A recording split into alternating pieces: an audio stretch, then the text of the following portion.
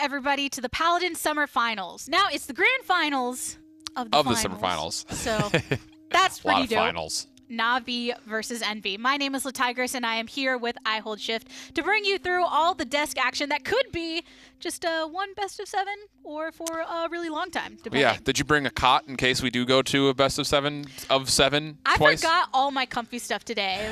I was going to bring a blanket. I have my jacket I'll put on between. Not prepared, Gabby. Yeah, today. I was just so focused on my excitement for the. I was like, yeah, I got to get there. I got to get ready. And then Rain Day said there's going to be donuts. So I was like, well, now I have to get here super early. Super quickly. Yeah. Can't let those go. But it just means I'm going to be zoned in the entire time to take away my thoughts on the coldness. That's perfect. I like that. You know, it's actually a studied fact that restaurants will keep places colder because when you eat, you generate heat. So that's just what we're doing. We're just trying to get you more donuts. That's going to be my excuse for how much I eat then. Perfect. It's always cold, Same, guys. by the way. So I have to do that. But as far as the match ahead goes, Na'Vi and Envy, what are some of the general thoughts that you have on Envy after that performance? You know, there are a lot of really great execution things happening right now for Envy, and that needs to continue. I mean, you cannot let Na'Vi punish you. I think that's really going to be, the small battle of mistakes is going to be really the biggest factor in a lot of these games. It's going to be these small little moments through and through. But if Envy can keep drafting like they drafted against Burrito, if they have come in with a solid plan, which I trust that they will, they really do have a shot against Na'Vi. I'm just so scared because Envy has yet to really prove themselves running a triple DPS, and Na'Vi has been doing a very good job of that so far this tournament.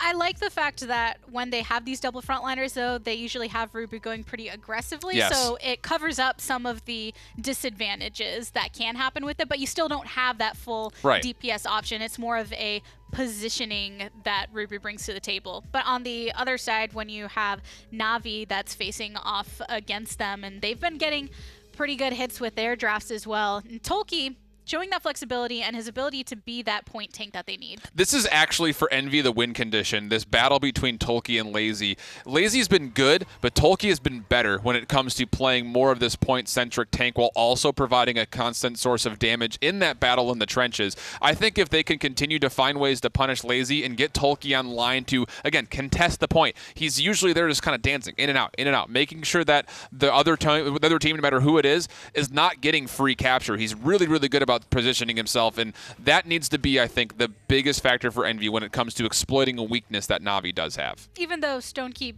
didn't go in their favor, he still snuck through a point just because he was focused on the payload the entire time, and as soon as there was an opening mistake made by the opponents, he saw it and he took it. He does that often, it seems like, this tournament. He did it on Stonekeep yesterday as well, where it's just like, oh, okay, grab this real quick, and then again, the backdoor payload push. He's just really good at understanding map awareness as far as what his influence is. He's not looking too far. He's not playing with blinders on. He's really been having an incredible tournament. So while we were watching Envy and Burrito fight off, Na'Vi, they were sticking their heads, watching everything, trying to get prepared, and they have some words to say going into the grand finals. Here with Spunky and Lazy from Na'Vi, 2 of the Season 1 World Championships. They broke up. They got back together. Kevin, how does it feel to be back here with Mr. Spunky in the finals? I don't know. It's a surreal feeling to be back. I mean, I've missed out on so many lands so far, and also after what happened to Spunky in the past, it's kind of weird to be like back together, but it's also really cool because I mean, I did tell everybody that I regret my decision back then when I decided to have one of the bigger decisions in why we replaced them. So I'm really happy that he actually like appreciated it. I mean, got me back in on the team and was actually okay with it without having any bad feelings about the past. So what's your thought on that, Spunky? How are you feeling about it? I don't know. It was really surreal to get kicked at first. No, come on. But then I just got over it, and we're still good friends. That was beautiful words here from the boys, Lazy and Spunky. So, with your eyes on the matchup today, it's Team Envious. You've already gotten to watch them play once today. Are you able to kind of dissect that matchup with Burrito and learn anything from it, or do you already have your strategy pretty cut and dry? We have all our strategies pretty cut now. I mean, we already beat them once, and we already saw what they did against Burrito. Obviously, they're gonna have something else prepared for us, but we're ready. Even though they had more practice now when they warmed up against Burrito, so they will have a little advantage there, but I don't think that's going to cut it. All right, boys. Well, we will save the talking for afterwards. Hopefully, you're back in this room celebrating with a trophy in hand. Lazy Spunky from Na'Vi, good luck in your game. Thanks. Thank you. That was the most second thought shoulder pat I've seen. Yeah, we're still friends. Like, I don't know if they believe me. Maybe physical contact will ensure that they do. But it was so hesitated. But he committed. That's Yes. all that you need in the end. I think the team as a whole already looked pretty spectacular, being that they won the last LAN PWC champs. But with Lazy as this addition, have taken on a whole new identity. Absolutely they have. And it's been one that there have been moments online that's like, did they really make the right choice? Like, I love Lazy to death, but it just doesn't, it never feels right not seeing him play like Blaster champions. But he's really grown a lot as a player. I think this will be a really good proving point for him as far as, can he really hold up against all the pressure that Envy's going to be throwing his way? And I personally think that previous experience with DPS and just that veteranship increasing his Paladins IQ has enabled him to be the frontliner player that he has been, because he has such an awareness of everything going on the map and almost that ability to think, oh, what would I do if I were in their position? Probably going to make this type of play, and just preparing himself for it in every scenario. Yeah, and it becomes so reactionary. But on the other side of things, you can definitely still tell that the damage dealer is still there, because he does chase some situations. Goes, Lazy, hold on, like nobody's with you. Like, it's okay, dude. You can just wait. So I think that, there are pros and cons to both sides. And it reminds me, watching Lazy play solo frontline reminded me a lot of back in the fall watching Thiel play solo frontline in Fnatic, where Fnatic was like, oh, we got to go. We got to help him.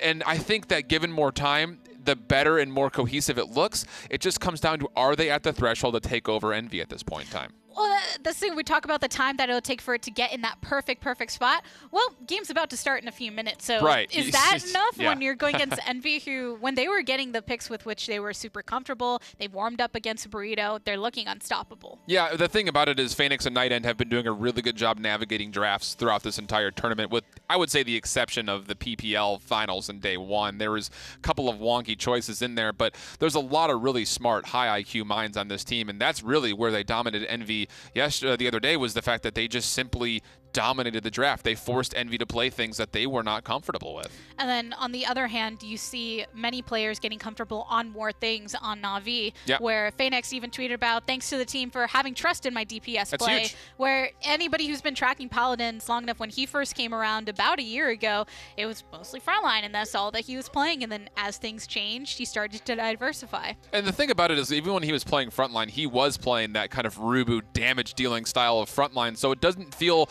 super weird to see him on this third DPS role, where he's kind of playing in a back end role, just make sure the damage is there. And he, back in the spring, he did it well. This summer, he's been absolutely a star to be reckoned with. Even if he doesn't get the Tyra like he wishes he could every single time. It's not too late yet. It's not too late yet. We potentially have a really long set ahead. So I could see a world where you go into that fourth game, fifth game, and then the team says, all right, this Bust map, and let's do it, and just pull off something crazy. But all across the team, speaking of damage dealers, creatives, every time you forget why he was MVP of the PWC, he reminds you. Absolutely, and I think mostly it came off of some back end of a really good Cassie gameplay, and then on top of that, even when they lost the game, the Pip gameplay he brought out was really, really star-shining, and he, again, is that role that if you don't pay attention, he will go off. So it's, again, when you look at that damage-dealing combo, it's really difficult, I think, for Envy to look at that and say there's a weakness there. I think that weakness really is up front. They need to try to find a way to win that battle in the trenches. Well, map number 1 has been selected for this best of 7 set. Where one thing that you'll see a lot of those more comfortable maps coming out early, as it's going to be Stonekeep once again, Navi's pick. But in the tail end, that's where some of those more unique maps can come out as you start to flesh through them. Absolutely, and Na'Vi has looked great on Stonekeep. They're 2-0 so far in the tournament playing this map. And again, I think this map really does fuel that triple DPS or double frontline. They can really go either way. It just comes down to how the draft really develops. So it's really interesting to see them I mean, not really interesting. It's pretty standard to see them have such success on a map like this simply because of how versatile they can draft around it. And no one really has the excuse sitting with Stone Keep to be, we don't really know what we're doing here. This map's over a year old now, right? Yeah, it's old at this point. Everyone's gotten brought to it a gazillion times, even at the point where Stone Keep was becoming more popular in that 3rd map or 4th map slot. It was still making an appearance, so you should know what strategy works best for you here. Na'Vi taking off the Drogos, taking off the Khan, so they don't even want to deal with that from Random Noob. I really like this Genos ban, though, from Envy. I think that's been the biggest catalyst of why the triple DPS compositions do work. But on the flip side, you know what you're giving up. We heard Envy talking about why Furia can be so strong, and that's the first choice for Na'Vi. I really like that a lot. But I think that, you know, if Envy can force Na'Vi to play double frontline against them, that's their best chance at winning. And the direction of the bans, a lot of times to make that happen, you'll see multiple frontlines banned away. But I do agree with the choice that they have made, and they can still make that possible depending on what they decide to bring out first, which is the Inara and the Buck. So your point secured, and Buck was going crazy on Bright Marsh in the hands of Rock Monkey. Absolutely it was, and Rock Monkey was playing it, I mean, just absolutely flawlessly, knowing when to dive in, knowing when he cannot afford to dive in and put himself in a risky spot. He was playing really, really smoothly on the Buck earlier, so I really like this pickup a lot.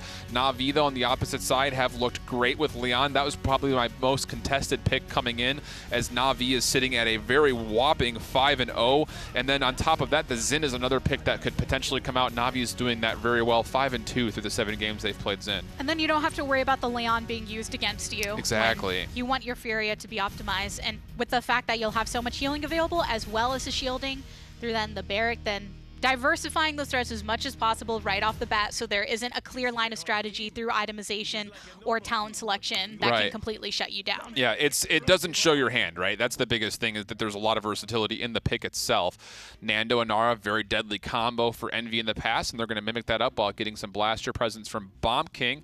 I like it. I think that Bomb King does a really good job in this map of controlling space, and it really does kind of force Na'Vi to pick and choose. Do we go with a double front line here? Because it will be very difficult for a solo Barrack to go up against the Bomb King. So, and the thing about this Bomb King pick, we were talking in the last set about the fact that Envy were sticking with these comfort picks. It always looked like they got what they wanted.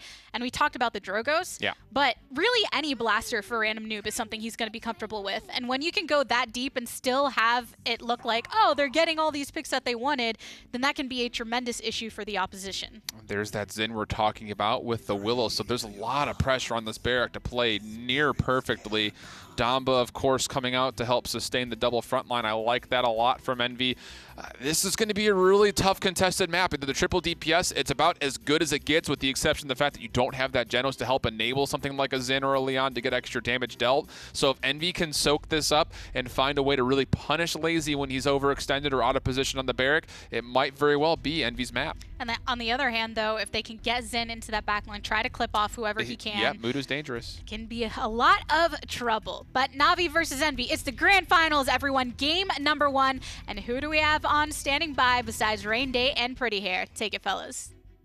Thanks, Gabby. And Alan, Rain Day, and Pretty Hair, as she mentioned. And I think, you know, when I look at this, I think of a set that could go the distance. This is a marathon. It's not a sprint. These two teams potentially playing a full best of 7, and if Envy wins, resetting the bracket and playing another best of 7. But since we're starting on Stone Keep, how do you like the first drafts? So far, so good. I saw the Tyra hovered, and I started to think exactly what you were just saying. I'm like, you know, Na'Vi do have 8 games to give. They so got a little bit of wiggle room there, I guess. They don't end up locking it in, but that's not off the table for stuff we might see this set. Envy do need to make the adjustments to going against the 3 DPS. One front line this time around from Na'Vi. But that being said, they did get a very strong draft based on what we saw from them against Burrito. And if it ain't broke, don't fix it. And at this point, things already on par for Natus Vincere. 18% on the objective. Everyone patiently playing. Rock Monkey catches out Mutu into the billow. And Mutu's going to go back in and engage. Rock Monkey might have thought he had a little bit more time, but now Mutu with the pressure and the Cherish heal. Navi's still in control. It's a lot of respect given there from Rock Monkey.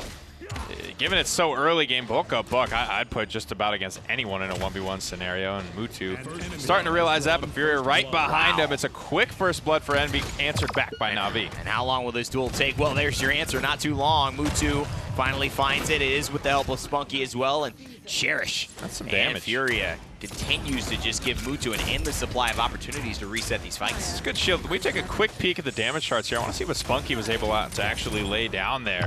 He's at 5K. You know, he's not too far off the leader, so Spunky on this Furia contributing significant damage to those first couple of kills in this game. And that has constantly been one of my separating points of healers. When you look at a healer who can heal, position well, you say, great, you've got that in the bag. When you look at a healer who knows what to do with his ultimate, whether it's a 3-time in space or a Dread Serpent, I think, okay, you've got that in the bag. And then when you know a healer can also take those responsibilities in hand while contributing meaningful damage to fights, picking up little kills like that one earlier on Rock Monkey, that's where I think the greats start to separate themselves, and Spunky absolutely in that category for me.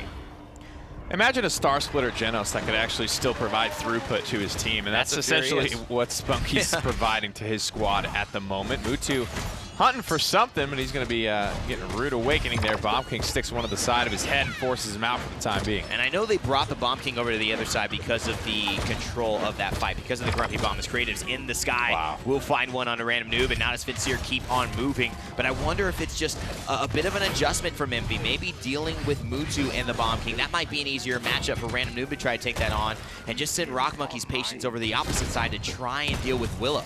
Na'Vi notorious for being able to adapt to nearly any style they need to as a unit, being able to take on any sort of challenge and hurdle it with ease. 110 on the clock for this challenge. So far, so good. Na'Vi defeating Envious in 2 games straight earlier on in the tournament during the best-of-3 phase. They're looking to repeat here in a best-of-7. Lazy getting it going here, activates what would be the ultimate that maybe some might thought he would save for the next round just in case, but they're going for the 2-0 here, Nick, and I think Random Noob trying his best to stop it, but I don't know if that's going to be enough. 45 seconds left, Rubu holding up the shield, Lazy gets stunned, but everything seems to be collapsing. This looks like Na'Vi have really come out guns blazing. Ooh, here comes Inara, and here comes the Immortal, the front line from Team Envious, not ready to give up this first objective. The Seismic Crash accomplishes very little here, and Tolki is going to fall, and that's going to be a Na'Vi push. Uh-oh.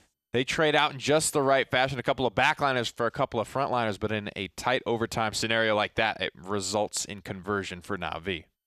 And some quick sips of water there from everybody in a row. Just a couple of milliliters. So a couple of milliliters there. And Envy, no sips of water at all. They're not satisfied. They are thirsty, but not in that way. They need to get themselves on the board here. Random Noob knows there are some adjustments that need to be made, Nick, but what are they at this point? You know, again, best of 7, so time to figure things out. No need to get shook this early on, but great starts all across the board. And really in that first fight, there was a lot of that 1v1 back and forth. That's what we got to see a lot of between Mutu and, of course, Rock Monkey on his buck. But Spunky contributing so much damage. If that continues to be a thing, is he's still sitting middle of the pack after the end of that 5-minute round. If that's a thing for the rest of this game, honestly, Rock's got to maybe ignore Mutu and look to take Spunky out. I mean, I don't like this. You're not going to 1v2. I love Buck, but he's not going to 1v2 a Zen and a Furia. That's just a bad call. You know, do it twice in a row, and you don't learn the mistake, and now it ends up being Team Envy, who are all for not white. Pyre Strike, just insult to injury there, as that will clean up the stall for Rubu. Natus Vincere in full control. 2 points already in the lead. You know, having a lot of Furia bans in the last set. She has had an incredible win rate so far this event, and the only game that Envy lost last set was when Burrito had Furia on Stone Keep.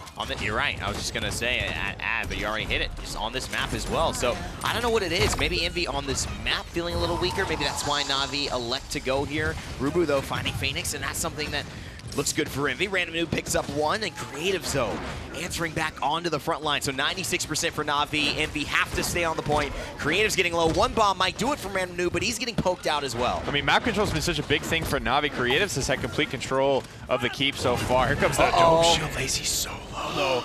And he gets a big old juicy heal from Furia to turn that frown upside down. And the end flame comes at the perfect time to heat things up continually for Natus Vincere. Mr. Hayes now, the sole purpose just to stall him out And they do. 2 minutes, 24 seconds, 3-0 Na'Vi. Just once, I want one of those stalls to go the wrong way. Yeah, I just want that Maldamba to get that frag. Oh! Even though it's Dread Serpent 1v5. I mean, you know how I feel about my inconsequential frags and stuns and style plays. Hey, I do. I absolutely do. And I think, you know, that's the right move. You get some ultimate charge. Like, he's not full ult. Why not? Just get damage, get some ultimate charge. Hey, I mean, if you can throw a heal on somebody, throw a heal.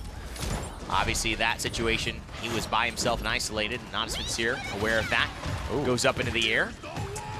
And uses the dead zone there, and this could be dead. Buck Wild from that range, Evan, you could see only hitting for about 180. Creatives is more than happy to laugh that damage off as he flies, soars into the air, gets the kill. It's a 2-for-1 in favor of Na'Vi so far.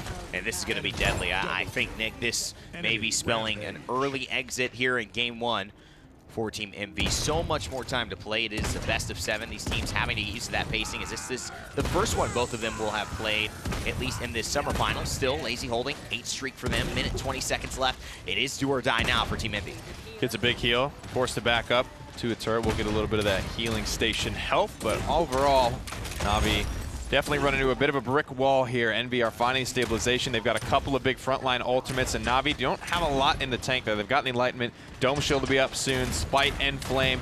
But the suite of ultimates for Na'Vi is really not that lethal. You definitely have to look at Team Envious when you're looking at ultimates and say, man, 5 ults on 5 ults. Team Envy should be winning this. But Creatives, can he make a big play like he's done before? The MVP of the previous HRX. It looks like Random Noob's getting the better end this time. Dead Zone hits just outside the center, so a little bit less damage. The Warriors field as well almost traps him. It was treacherous, but he escapes the ground. Nice head shot, but Creatives finds the follow-up blow, and it takes down Rock Monkey. It's a 5v4, Nick. That's a really good Dead Zone as well from Creative, shutting down on healing both frontliners now, starving for the sustain. Now the Immortal will get them through it, but up into the sky again for the second time in the back half of this round. And you wonder why they had to nerf her ult charge speed. This is why. And this is why Alan said Na'Vi looking pretty unstoppable today. A 4-0 in Game 1.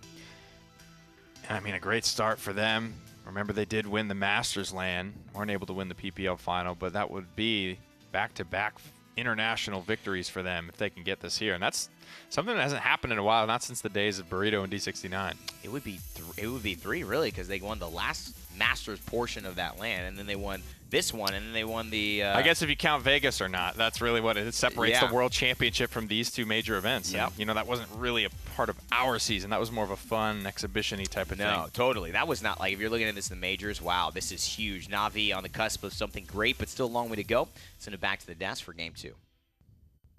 A 4-0 from Na'Vi. I think everyone expected them to come out of the gates just swinging, but that was some pretty heavy swings. I didn't expect it to go that way, at least not that decidedly that way. I thought for sure that seeing that double frontline setup from Envy against the solo Barrack would allow them to kind of run more circles around Barrack, but the problem is Mudu. He's such a big issue, and you had mentioned it. If Mudu can get in that back line, it really did turn into the damage dealers for Na'Vi were just running in cycles, just circles around people, making sure that there was always damage pressure. There was no response that Envy could put together. And responding to one another as damage dealers as well. There was a moment on the side balcony where Rock Monkey was really harassing Creatives, and then you see him die, and it's because Mutu came right behind him and just hit him in the back of the head, and it was done. You know, the one thing that we haven't talked a lot about, but Mutu playing this Yomi-style Xin, he has very rarely in this tournament used the Spite for kill potential. He uses it to reposition and catch you by surprise. And, you know, for all of you Xin mains out there that are wondering how you can capitalize your gameplay, that's one instance where it's okay. You don't have to always hit that Spite, especially if you're looking for that big damage from afar with that Yomi build. It's this really smart plays from Mutu. Again, the positioning is so good. Hello, Mutu. Hello. Man, with all the... How many times has he been reported for cheating because his shot is so good that his account Rude is just said a lot. It's so crazy. I wonder... Yeah, see, this is proof that he is actually a bot because he's just stuck in this one animation going back and forth and on a constant loop right now. Can we just get like a mass spam of "Hey guys, Mutu" in the chat just to hello Mutu? This is the ultimate. This is how he warms up his hand as well. Before I'd be worried that I was tiring out my clicking hand too much just by swinging it back and forth. Oh, there he goes. No, somebody somebody hit the escape button and it was fine. there he goes down. It's like there's some Family Guy episode where Miley Cyrus actually is an android, and then they mess in the back. Somebody just went behind.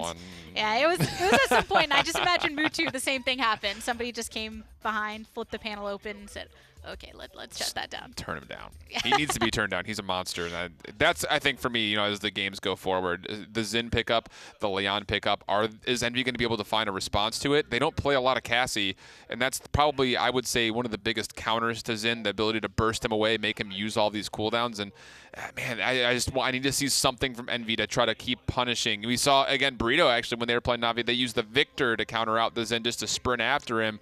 It's just we need to see more versatility from Envy than sitting with a double front line. It's just hard because that's been their staple all season. And moments that seem like they should have been exploitable by Envy then not being is what gets scary. For instance, there was in that first round, and Lazy was doing, as you said, pushing forward really aggressively, went to that balcony outside the spawn doors and said, this is where I'm going to dome shield. And you think, oh, well, this could go terribly wrong. But instead it went terribly right for them. You know, I was afraid this was going to happen. I was afraid that this pick on Bright Marsh was going to be Envy's because last time they were here, it did not go so great for them. It was a 4-3 for Na'Vi at the end of the day. It was a close game, but Na'Vi, again, they just have so much versatility. And, again, this is a map that really enables a Xin pickup. And for me, it just comes down to the question, can Envy find a response to it? And maybe because they did so well on this map against Burrito, they're feeling warmed up on it and can maybe recreate that situation. Because if you look at, let's see, game number 2 versus Burrito, and they had the Ruckus, they had the Barrack, and then that's where Buck had the back-to-back triple kills that secured a push for them as well, and that constant healing that came from Aldamba. Yeah, and that's something that I think they need to find those strengths in their team comp, as they're drafting through. I mean, it's so hard, and I know a lot of people that are listening are just like resident sleepering their way through these drafts, but these really are, for a lot of teams right now, where games are won and lost. And for Envy, there's a lot of pressure riding on this draft. You don't want to go down 0-2 against Na'Vi. And the bans have been a bit of a different flavor here in the Grand Finals, which I think is a testament as well to Meta Pusher on the side of Envy, really keeping track of things game-specific, and then Na'Vi, they've had their chance to watch out as well and do basically the same thing. And, again, props have to go out to Meta Pusher. He's really, really aware and really smart about, how to properly draft depending on the map. And I do like them taking away the Genos. Again, it's just one small thing that they can do to, kind of dissuade Na'Vi from running the triple DPS, especially now that they have first pick. That says, okay, well, Na'Vi either has to ban the Furia or Envy is going to get it. And when Envy gets Furia, well, it's definitely devastating. They're 4-1 in the tournament with her. The Furia has been devastating on whatever team in most scenarios. That last game, that moment where Dome Shield went down and Berg could have been dead easily, and then whoop, all the way back to full because Smonkey turns around and throws out that heal. Yeah, and again, Meta said it in the interview, it's not just the healing, it's also that guaranteed 500 shield. It's just so huge. Taking away the Drogos as well. Again, this kind of goes for me saying that Envy wants to get that double frontline setup wherever possible. Take away the healer, take away one of the big damage dealers, try to force Na'Vi into playing you on the point. I think that's a great strategy to go for. They do well when they have their frontliners that are allowed to fully tap into that composition. During the last time, we saw some of the weaknesses in that and that inability to keep up with that damage on the opposite side. And for Na'Vi, I think there's a decision to be made here because the Furia would be, I think, the preferred, but at the same point, does the Furia really have the same impact when there's not double frontline to go up against? I think that's where a lot of the decision-making is coming down for this last ban. I mean, again, there's a lot of pressure riding on these. It's not just a free choice, and they will actually take away the frontliner of Barrack. So these are two, again, really solid front lines. Envy has been using Barrack relatively well. They're 6-5 with him, but they do use him a lot. So you can see that preference is definitely there. And wow, look at this. Envy says, we want our frontline set up first. They take the Inara, not the Furia.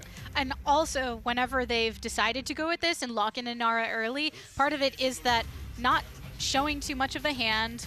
This is a pick that can work with many compositions, and we don't want you to start already trying to find ways to counter us. But this leaves Makoa and Furia. I'm not sweating for Envy, I don't think.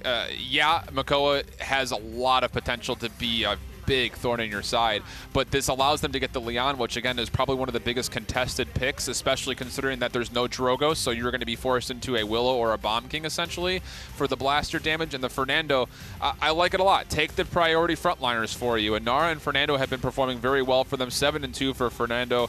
5-1 for Nara, and Mudu is still not worried about it. They didn't press the buttons right, man. He's getting a little eye twitch. Saying, how long do I have to go for this, guys? But it looks like his pick may be secured as well. If they bring out the Xin again, throw him on it. You know, I wouldn't be surprised here if Na'Vi does want to go double front. They have enough damage, I think. If they do go double front, I would not be surprised for them to throw out something a little bit off kilter, like a Torvald Xin. Would be really, really dangerous against this lineup so far for Envy. But if you're looking at Envy, you know, do you go into something like a Willow here? Yeah, there it is. That's probably the only realistic option. They need some kind of blast damage, and of course they need to find some kind of a support. So the Damba is, I'm sure, expected on both sides of the table. And even though the Makoa went the way of Na'Vi, Envy, Inara, and Nando are 2 picks that they're always going to prioritize. Very much so. So who cares what they're going to get if you're still getting what you want in the end. But Ruckus, it is going to be the double front line, but a very powerful one indeed. The Ruckus makes sense, I think, as the last pick simply because the Willow did get picked up. I think if Willow doesn't come online there's options to go into something different for the double front line or to run triple DPS, but considering that there is no answer for the Willow right now, the Ruckus, I think, is obviously the smartest choice. I want to find out whose draft is going to overpower the other one in game number 2. Navi's currently up. Let's see what happens on Brightmarsh. Thanks, Gabby and Alan. You know, it's interesting that personally, I look at this draft and I think that Envy are going about this the right way. They take what they care about in their economy, which is the front line, and they opt for, hey, we're going to get one. You can take the other 2 that might work flexibly with our draft, and then we'll just get, you know, Furia and anything we want. So I like that they are kind of just saying, hey, we'll bet against that you won't take our secondary, and we'll get a good draft at the end of the day. They're getting good stuff when it's all said and done, but it is getting a little bit predictable, I think, for me. And predictability, I always say, is inherently a weakness, just because if you know where someone's headed, even if it's solid stuff, you can just take all types of angles to get around it. Na'Vi, I think, are pretty confident in what they've managed to draft here. I'm excited to see Lazy on something that's not just point tank that's just going to sit there. I want to see him move around the map a little bit. I want to see him get involved in some of these fights. And you can see just a little bit of the Furia loadout there. The cards you need to know about playing Furia, Lightforged, Line of Dawn, and Burning Oath. Those will be the ones that you pick up that make the biggest difference for you. Where your points go, up to you. But those are the ones that you want. Now, heading into this, the Light of Dawn Shield going to make an impact early game, not necessarily late game, as we see a lot of wreckers not getting picked up in the overall meta of this matchup. Random Noob finding a couple of good shots, but he runs into Lazy, and Lazy misses the hook, and somehow Random Noob gets a heal from Damba, but Creatives comes in with the damage. Creatives sticks a Nara twice and then detonates right as they pass in the night, and that's what gets the kill onto Random Noob. Very rare interaction there, but one you love to see. And the timing, you just got to say, he just had survived what looked like a trip to death's door, and then he gets pulled right back in, caught on the lawn, so to speak. Karma had to come for him eventually. I mean, he was blessed to make it that far, let's be real. That's true, 63% and counting. Now for Natus Vincere.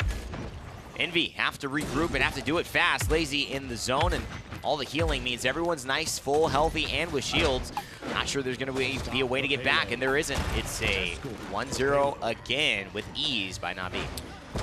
You know, this is a good litmus test, I think, for Creatives. Bomb King hasn't played it a lot recently in this tournament. Cut and Dry used to be one of the best in the business at it, and I think it's a very valuable resource for Na'Vi to have in their pool. Looking at today's set, obviously, but moving forward, because the biggest tournament of the year is yet to come. Absolutely, and you know what's happening. There's just so much going on with Phoenix and with Lazy. They're applying so much pressure, Nick, as the Enlightenment comes out. Rock Monkey does find a kill there, but it's just the same story over and over again. There's so many threats to deal with. Beautiful shell spin as well in the heal from Spunky, right on time, but Envy seem overwhelmed. Phoenix picks up a triple kill there for Na'Vi, and just what a sleeper he's been this whole tournament. He has that incredible shot performance. He pulls out a Ruckus, which is by far the least commonly seen off-tank that we've seen all day long, but really, you know, last tournament there was that big storyline of who's that flex guy, right? Who's going from that second tank to that, you know, that DPS slot. Phoenix is really the only one still doing that quite as hard. Bugsy's definitely in that conversation as well. And Phoenix, you got to say, has been doing it the best because his team is here in the grand finals and 3 games away. And really 2 games and 3 points away from taking it all home. Random Noob with a big play, but Phoenix comes in yet again. Creatives over the top rope, slams down with a few bombs. A minute gone by, and it seems like they are 2 seconds away from pushing this unless an amazing play happens. Enlightenment already used, and I don't know.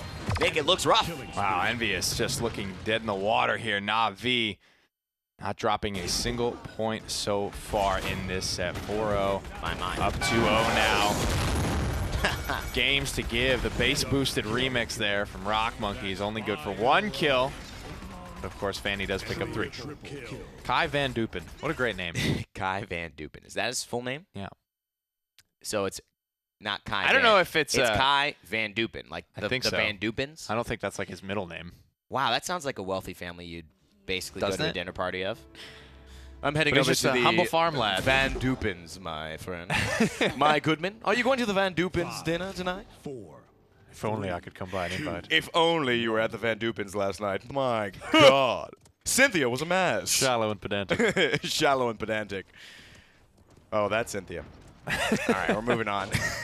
But he is just a humble farm lad. Yeah, you know? which is crazy. And you know what? He plays with so much humility and he plays with so much effort that you get that. It bleeds through. He's such a likable guy. Rock Monkey going for the Enlightenment. It hits, but it's not enough to kill. And right there is his support, Spunky. Whenever you need him, he's there to respond. And there's Phoenix as well. Whenever you want me, baby. He shows up with all the right heals. There it is. A couple more ultimates for Na'Vi to use in this fight. Envy do not have a lot left in the tank here. Random Noob is on his last legs. Phoenix is looking for the rockets. He's going to find him, but not in time. Random with just enough. And that was the change maybe they needed. Mutu, he's been quiet, as always, waving. But this time he's waving with a flaming sword, and it hurts a little bit more in the kill feed. I'm sure if you brought some of the KDAs up, you'd see he's performing well. Tolkien here getting healed up. Activates Earthen Guard, and that's Team Envy. They've done it. They stalled enough. And Natus Vincere, despite looking great throughout the entirety of both rounds, give up .2. Well, let's take a look at some of these charts here, Evan. See how the scope of this game is starting to pan out. Damage, KDs, things of that nature are all important tools to help supplement telling the story of these games. There's a couple of ultimates for Na'Vi that are actually happening now. And Creative 6-2, Phoenix 8-2, Mutu 1-4. A bit of a slow start for the lad here. Not even able to top his support in damage. Well, I was wrong, and I will take the L on that one. It seemed like he was having a quiet but successful game, and he really has been one of the weaker points for Na'Vi here. It's Phoenix and Creatives who have been outstanding. Lazy also yet to die, which is notable. How difficult it is to bring down the Makoa with the chair shields on top. You know, that turtle doesn't need any more healing or shield. Ooh, it's gonna hurt. I can't watch. Never mind, it didn't hurt at all. Dropped off. Mother's Grace, by the way. Yeah. No chain reaction. Get some flashbacks there from the time when that was the move. Random Noob a little bit slow on that flutter. And it's all too easy for Spunky to pick up yet another kill. This two-time World Championship support. Going back-to-back on these Furia picks as well and contributing a lot of offensive potential. I mean, it's just so much damage, and you know, you can't deal with Lazy. He is the symptom. You have to deal with the root cause, and that's Spunky. But how do you, killing Spunky all the time, that's not an easy thing to do. They catch him out there. All right, so Envy starting to breathe a little bit of life back into the lineup. 50 seconds left, Nick. They've got to push, I think, to really make this competitive. And big shutdown there. Mr. Hayes did cut the 10-12 streak for Lazy there. Gets about 25% of his ult charge for doing so. And he's zooming his way back up to 50% now. Rounding the final corner. This is close enough. If Envy can find a solid teamfight victory here, they will be able to convert this, but all the ultimates available for Na'Vi. I don't know if they're willing to let that happen. Oh, Earthen Guard, but it may not be enough. Tolkien somehow surviving. Mr. Hayes with a beautiful heal spinning spirits on cue, and that's going to do it. Noob finds a kill. Random Noob can't get the other one to save Rock Monkey's life, so Creatives will take down one of their other DPS. It's going to be a King Bomb on hold for Creatives as he's doing enough with just the stickies to completely push Envy back. Nice Poppy Bomb, very efficient. Funny one more. One tiny moment will literally decide that fight. Rock Monkey barely misses his Enlightenment on Creatives, then barely misses one more shot, allows Creatives to get that one auto to kill him, and then a massive heal comes through. Creatives goes on to kill everyone in that fight. Spunky just absolutely impeccable. He's been insane. Impeccable today. And, you know, I think creatives as well. He's been my MVP personally for Na'Vi, but it's hard to separate a team. You know, I could easily say and see an argument for Phoenix being the MVP. You could see an argument for Lazy being the MVP. Yeah. He's shifting in so well with this team seamlessly. It's just hard for Envy to overcome just top performers like this. When you look across these 2 games so far, when you see, yeah, creatives killed everyone there, but it's because of like a big clutch heal that came through from Spunky. Yeah. At that point, it's creative's job to just do what he did. Spunky got him there, the big heal onto the dome shield as well. A lot of big moments for the big Finn. Throughout this tournament, there's been a lot of ups and downs for European teams, North American teams as well. Na'Vi have been relatively consistent throughout that, though. Losing only to the finals here to Fnatic. Last spring PPL, and then obviously not making it to the PPL spring finals, but a beautiful shot there. Spunky finds the kill on a random noob. Phoenix finds one on a Tolkien. Still a brawl in the back line between Move 2 and Rock Monkey, and the bill is going to come on time. Ooh. Rock Monkey with the spray. Running away there, Move 2. Playing it smart. No doubt, but we got to talk about what Spunky just did. There was a lot of immunity frames during the windup of Inflame. He knows that he just needs one more shot to be able to pop this Willow out of the sky. Spunky goes for a very risky play, admittedly, and he pulls it off. And it's a beautiful, beautiful opportunity for him to showcase again why he is the player he is, why when he was dropped he felt it was undeserved, and why despite that he crawls his way back into the top. Natus Vincere, just like that, with big plays, show up in Game 2 and are 2 games away from a grand final victory. Quietly into that good night, I'm getting World Championship vibes here from them, where it looks like, you know, solid drafts from their opponents, but the execution here from Na'Vi simply can't be bested. So much to thank their support player. It's very rare, honestly, that you see the impact and the ripples that support players create. So that's why I think it's so special what we're getting to see from Spunky here today. I think the last time we saw Envy topple a European giant, which was Fnatic, obviously in Vegas, you knew that Envy were doing them. They were running this double tank. It was new. It was in a triple DPS meta, and you felt that they were onto something, and they just were truly themselves. I think Na'Vi actually in this situation are being truly themselves. They're playing in the pocket, and Envy, I think, are trying to adjust a little bit too much, and it's throwing them for a loop. I think that this next game, this is do or die for me, for Envy. Going down 0-3, that's nuts. That's nuts. So let's send it back to the desk, see what they have to think about this hill that already Envy have to climb. Well, I for sure want to talk about this hill that was built by all of Na'Vi, but Spunky seems to be right at the top, throwing down his heel, doing everything that he needs to do to set them up and to keep everyone else down. He's kind of like, I've been watching a lot of really, really bad baking shows lately. He is the buttercream filling that's keeping the tertiary layered cake put together. It's true. It's true. Yeah, the tummy is speaking through you. Yes, very at this much point so. in time.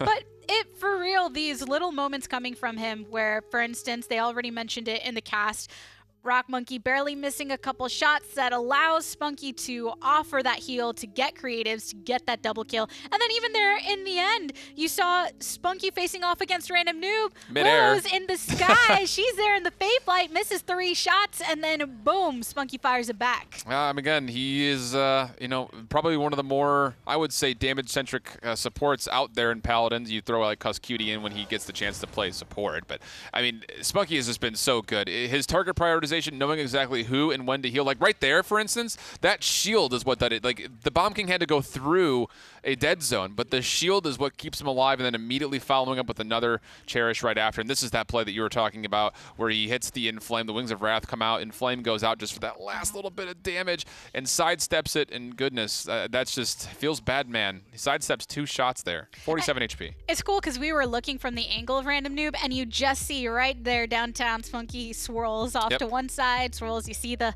wings get all flurry, you're like, oh, there's the ultimate, and then suddenly the last hit needed for Random Noob. And again, those are the moments, like, if you're looking at Team Envy, like, you have to win those battles. Like, it's a damage on support in your ultimate. You have unlimited ammo. Like, you have to win those battles. So the fact that Spunky's able to be just that slippery and come back and take that away is just, I think this goes to show why Na'Vi is just in another class right now. Map number 3, it's going to be Timber Mill. I'm okay with this. Bit of a minute since we've gotten to come here. I like this pick, though, from Envy. I think this is really, really smart. They played G2 and Timber earlier, didn't get the best of them. But the fact of the matter is, you know, you got to find some way to put Na'Vi outside their comfort zone. And this might be a map where they can really, you know, keep themselves another pro. You know, like have something else going for them that isn't just what is being what and Prettier said perfectly. It's been really predictable. It's been really predictable for Envy so far, and I think a lot of that has to come with the fact that it's been Na'Vi just controlling the tempo, controlling the pace, and they might not be able to do that here.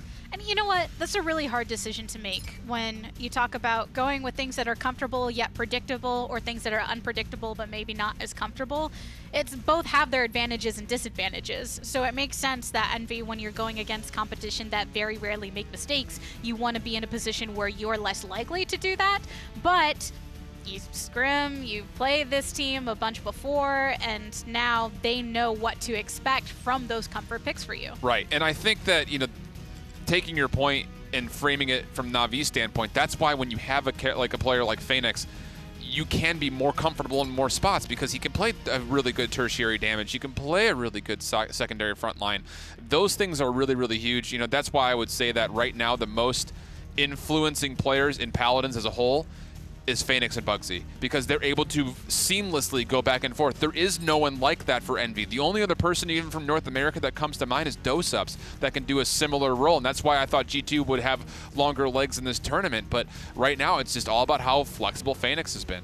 It's the story of the entire split, because even if you look back to when Bonker started showing that for his team as well, that flexibility, and you think, okay, this is what's allowing them to finally contest in that way. Not enough to be able to come to the LAN over the two teams, but still, those are the things that we're noticing. Whoever has that player that can play everything that's not in the wheelhouse of everyone else on the team to a degree where it can stand up within that composition. It's stand up and shine, I think, too, is the big key. It's not just the fact that, you know, we saw, like, Tolki was the one who was switching over for Envy, tried to play Buck. Like, he did it, but it wasn't enough of an influence to play at the highest level, and that's where they really fell down with that earlier.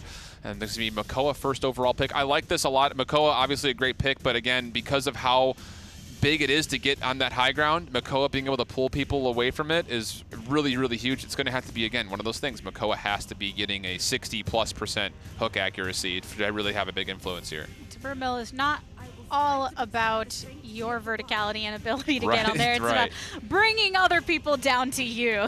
I'm just a little turtle. I can't waddle all the way up there, but it's a long journey for that turtle. But that's the thing, and that's why we see these two snipers band away as well, because the heavy wind condition, if you're thinking from the map's perspective, is dominating that high ground and isolating those frontliners in a way where they have no protection. Now, the other side of things, if you're Envy, you have to be thinking back to that match versus G2 where they gave up Willow, Leon, Pip, and it was nearly impossible for them to contest any high ground throughout all of it. So this Leon pick early is a must, I think, for Envy. They can poke from long range, you can hit a couple of presences to get that extra bit of burst damage, but it doesn't really limit you to staying on that first and second level. You can actually contest from third level to third level on the point.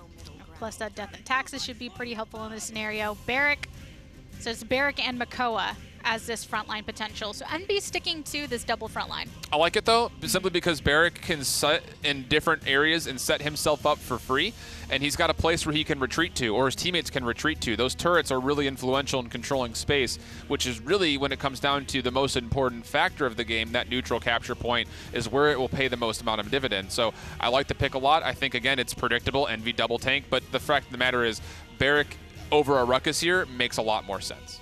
So some of the things are a bit more open that haven't been in the past but not picked up yet. You see that shows the influence of the map, because Khan and Drogos not banned away for once but not picked up either. And the fact that Envy is choosing to go to this map with something very specific in mind regardless of how the bans panned out. And this is going to be interesting, I think, from Na'Vi when their final pick comes through, because the Xin gets locked, the Bomb King gets locked. I would not be surprised to see them still pick up a Genos here, just to help, again, enable that Xin to hit from long range with the Yomi, because then he can sit up top with the Bomb King still. But you also have the ability of going into a double front line if you don't like what you see, or going into a third DPS. I think this is a really smart draft from Na'Vi once again.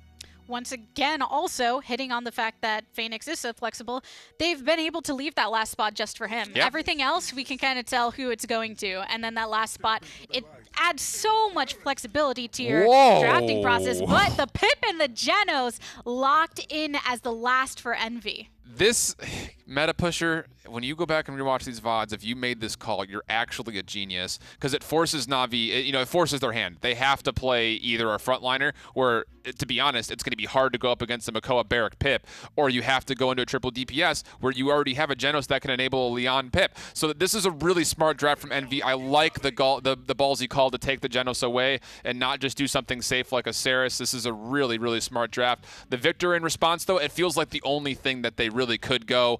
Again, these are two really good drafts.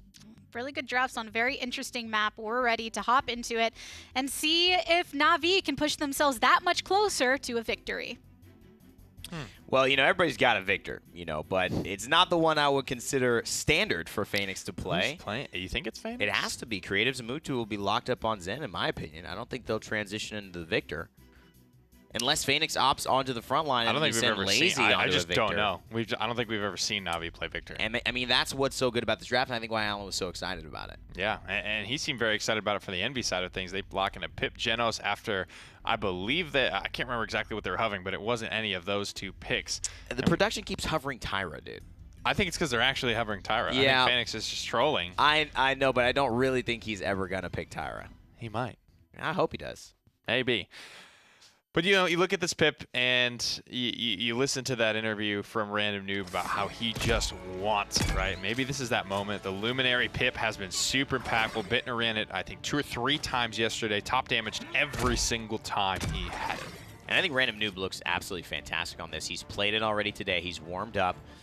And this is something that is really shifting a bit. It's taking that Barrack, which has been so successful for teams like Na'Vi and Fnatic, into the damage roll in the triple DPS flex. And I think it's kind of saying, well, it's not working to do what we're doing anymore. Let's try and maybe take a page out of their book, but mix it up just a little bit to where they're not even expecting it. A couple of shots here from Rubu could be the difference, but the Cherry Shield and the Shield stops that kill.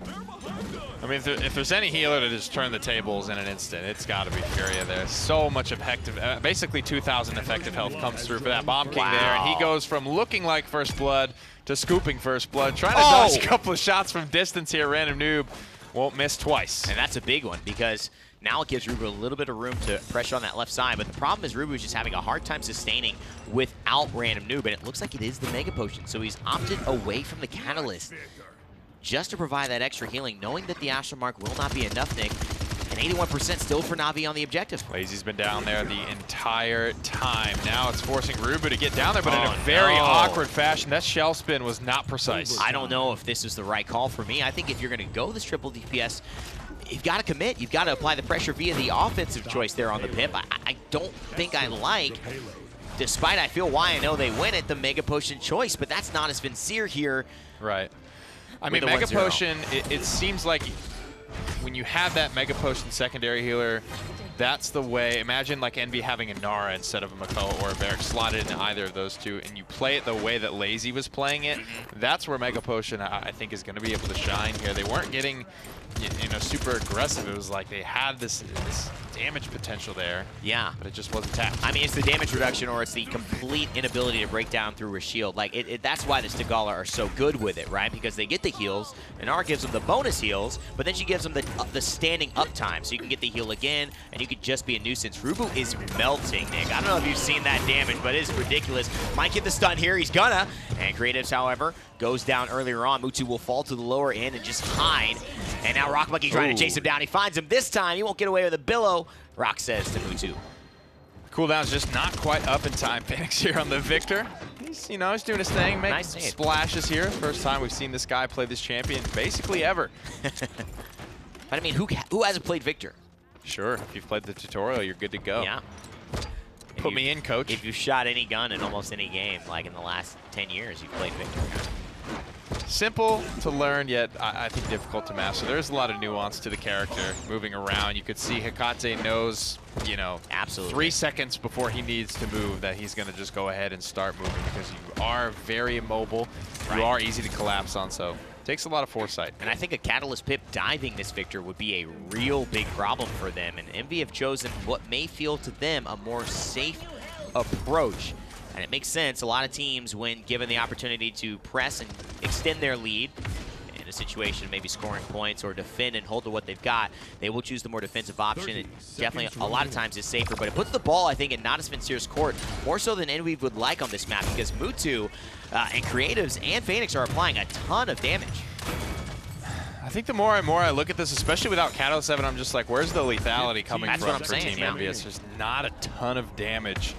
They have to play very together. They have to play up these dredge and anchor as well. They have to dive at least with 2 people, I think, if they're going to be getting frags. And I think that's where maybe Rubu needs to come in. I think that's what they tried to do. They think they attempted to send him, but it was just a difficult route because they had Creatives and Mutu locking that side. So what do you do? How do you adjust? Random move, healing up using Moxie, and he's obviously got a problem there with Creatives, but this doesn't look like a problem that can't be solved. Double kill for him.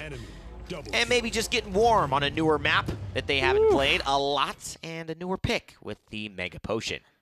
So thematically, I mean, Phoenix has just been dominating on these off picks. His Sha Lin, which was like one of maybe 2 or 3 this entire tournament, was up by 20,000, 30,000 damage. His Victor is going to be painting the same picture here despite his very little experience he's got on it. And talking about little experience, we've only seen Timber Mill twice, I think, during the online split, and then once or twice during this tournament. So maybe Envy being brought here during the online split, they're able to pick up and learn a couple of things and maybe try to throw Na'Vi off balance. But Na'Vi so far looks so good. And the Phoenix love for Tyra continues even throughout his spray game. And you got to appreciate a man that dedicated to you. Ladies, he's a keeper. This boy is loyal. So loyal it makes you wonder. Isn't that funny? Just acting too loyal, and it's like, why are you so loyal? Hold on. Nice through time and space as well. The only thing loyal for Na'Vi is their performance. They have stuck to their guns. Barrage coming in, and there's a evil mojo, and it sends at least 2 front lines down. And Spunky healing up as best he can, but it seems like Envy may be finding a little bit of control, and definitely with that one, they are going to secure at least the firm hold on the original star at this point. Concise attacks from Envy on multiple different angles during that fight, working out much better for them. Instantly frying the Barrack, unfortunately, under the dome shield, but the response was just there. There wasn't any hesitation. They knew what they wanted to do. They came out and they did it. And this could be Envy taking their first point in what feels like forever against Natus Vincere, as they've been 4-0'd in many of these matches. Going 3 down would be nearly detrimental, but it's not going to happen.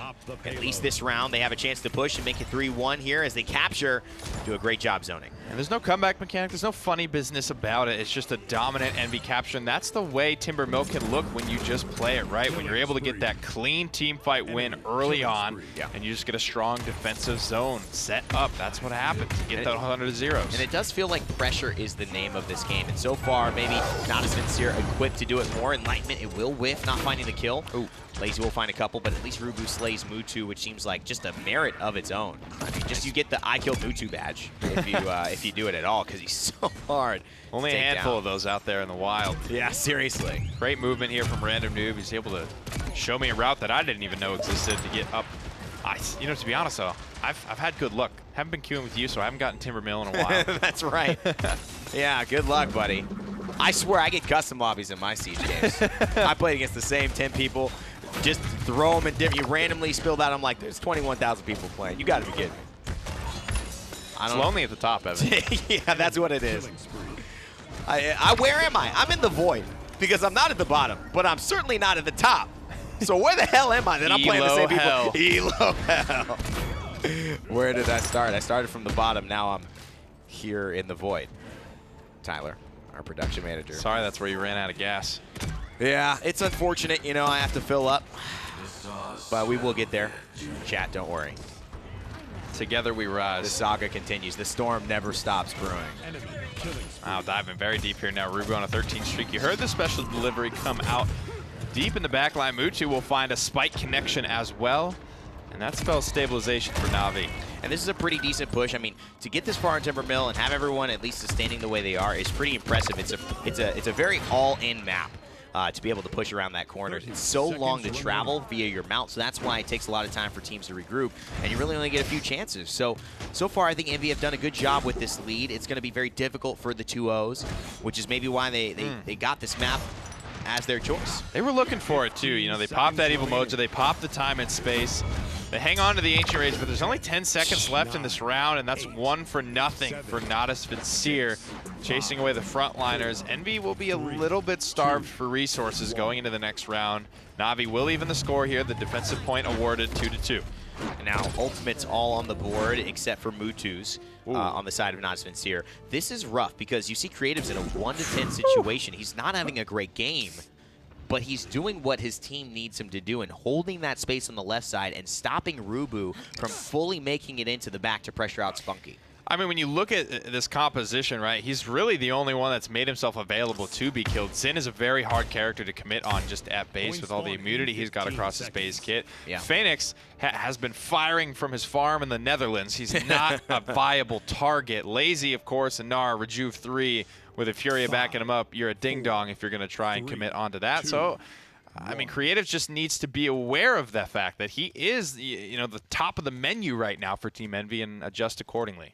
Lazy already with Rejuvenate 3, which is a big deal, and that healing is going to mitigate at least one form of the Cauterize picked up, so it's going to be a lot of sustain for the Stone Warden on the objective. 9% now, and counting. Lazy goes to the bottom, and this is a pretty precarious spot, although the Chair Shield gets her right back to full, and that's how good that talent is. Dome Shield already popped. But off the point. And yeah, I mean, I think just to hold that little apartment room? I think this is where they're really committing, and they don't have the Evil Mojo yet, so I think Envy are playing this a little slower, and they finally see a moment. The Evil Mojo, not available, like I said, but slowly getting there, and they've got to somehow find a way to get to Spunky or find a crucial kill onto Mutu here. Creatives again will be picked off. The Enlightenment just to try and stay alive from distance. Rock Monkey will find the trade. And that's a beautiful Enlightenment as well, and that trade might mean everything. Rubu is there diving for what he knows his team needs, and just holding the space because Spunky wants to get back up. Creatives is there, and he pops the Ancient Rage. It's been brewing for a long time, and that Grumpy Bomb means nothing to the Angry Turtle. He's a lot more than grumpy. He's determined to find a kill onto the backline through time and space, and Mr. Hayes is going to clean it up. It's Team Envy who are storming back into the lead. It's going to take those types of plays from the support from everyone on this 5-man roster to bring this back against Na'Vi. They're running out of games to give, running out of time. Team Envy are switching up the draft, the map picks as well, and they start to get some traction. Another huge hook. Rubu is playing out of his mind, and he has absolutely done what his team needed in the final hour and made sure that they have the pressure onto the sustained champion, which is Furia. Now watch how low it is in terms of Lazy, Mutu, of their survival rates. It's just so much harder to take them down when that Cherish is coming through, Nick. 156 now. Envy already rounding the corner, which they only had about a minute, 45 seconds or so last time. Wow. What a difference this has made for them. They're already set up. They're already looking for that conversion-winning team fight. Only a couple of ultimates to do it, but with ones like Evil Mojo and Enlightenment that can be really, really good turnaround ults, it could be a possibility. And this is a totally different thing because they're grouped up here. Mutu does not have access the way he normally would. The Yomi third strike is going to hit, so they got to make sure that's it. That was it right there, and so they have to back off and see how damaging that can be. Wow, look at him. The HP bars, you're right. Yeah. They just got devastated by a Xin from downtown. It's not easy to hold that L. Here comes the Evil Mojo. I think Lazy immune to that, actually. Now the King Bomb is going to be met with another beautiful Enlightenment. Name's Rock Monkey. Welcome to the party, buddy. Rubu says, hey, Rock, remember we playing on that PGS team just a little bit ago? Let's show them why we here now in the big leagues. Rubu sliding away. Mutu finds the kill, and that was huge. McCann Random New pick it up. This is the pick they wanted to turn it around. I think it's going to be Envy with the win, bringing it back here 2-1. This set's not over, boys. Not by a long shot. They get it on the board there. Looking a little bit relieved, I think, leaning back in the chairs. But Ryan makes sure to get up, give everyone the high fives. They look locked in, pretty focused here. Nobody looking sad or upset. I think Rock Monkey, small smirk there is all we're going to get from him as he looks at his stats to make sure that he is sitting on top. And it seems like maybe there's a recess here. I think they have the ability to take a bathroom break at this moment, so right, that's what after Envy 3 will do. And so Na'Vi might elect to do that as well. I'll probably take a bathroom break, so I'll probably see him in there. Just a little aside. Any words for him? Any words for him, yeah. I don't like a lot of toilet talk. I'm not a big toilet talk guy. You know, that's me, but at the gym, chat. too. I don't know. Gym chat? Yeah. You kept coming over. You gave me some pats on the back. I was hey, right, very excited to see you. Right? Yeah. It's been a minute. And I wanted to make a little meme. That was fun. Apollo versus Rocky Creed, right? Rocky versus Apollo Creed. We'll see if that has a chance to continue, or if all the energy will be away from us and going towards Envy. I'm sure that's where chat is sending it right now. So let's send it back to the desk and see what they have to say. Yeah, I wonder how much take my energy there is in chat when you see the swings. I'm wondering what like the Twitch emote is like. Take this to help Envy. Yeah. Like I'm trying to think of like in my head like what would be the emote. I think burrito. They had like take my guacamole. Take my guacamole. Love it. It's classic. Perfect. But Envy, their map pick, they come in very zoned into it, and they manage to grab the victory. A bit back and forth right off the start, but then get the 2 back-to-back points in the end. And that's what Timbermill provides. It's a very difficult map to find 2 straight points. So the fact that they were able to get the 3rd and then the 4th point, mostly on the back end of things like Rock Monkey showing up late, but also Random Noob helping out with that damage support is really, really huge. And these were things that, again, needed to happen for Envy. It was a good map choice. It was a very smart draft. It definitely threw kind of a couple of wrenches into Navi's plans. And to be completely frank, they did a really good job of punishing. The things that we talked about with Leon, the whole purpose of her against that type of composition on this map, being able to secure and get these pokes necessary. Kill on creatives right there, and staying on one, you see these kind of built up areas around the point where you can angle and try and pop out, but you don't have that much time when you do pop out because you're so vulnerable. That was such a ballsy enlightenment. It's just like, that was so, I will say it was calculated. It was 100% calculated. But here's the other thing that Leon provides on this map is not the ability just to poke from the high ground to high ground, but to use that grace to slide nearly across half of an objective point just to get and punish frontliners. Rock made really great choices throughout the entirety of the back half of that game specifically, and that's a lot of the reason why they were able to win this game. Actually, depending on what you put in that loadout, you could be going real far. But as you mentioned, also Random Noob having an impact in this game as well. Very much so, and I think that comes down to just, again, the prowess and the consistency that Random Noob brings to this roster.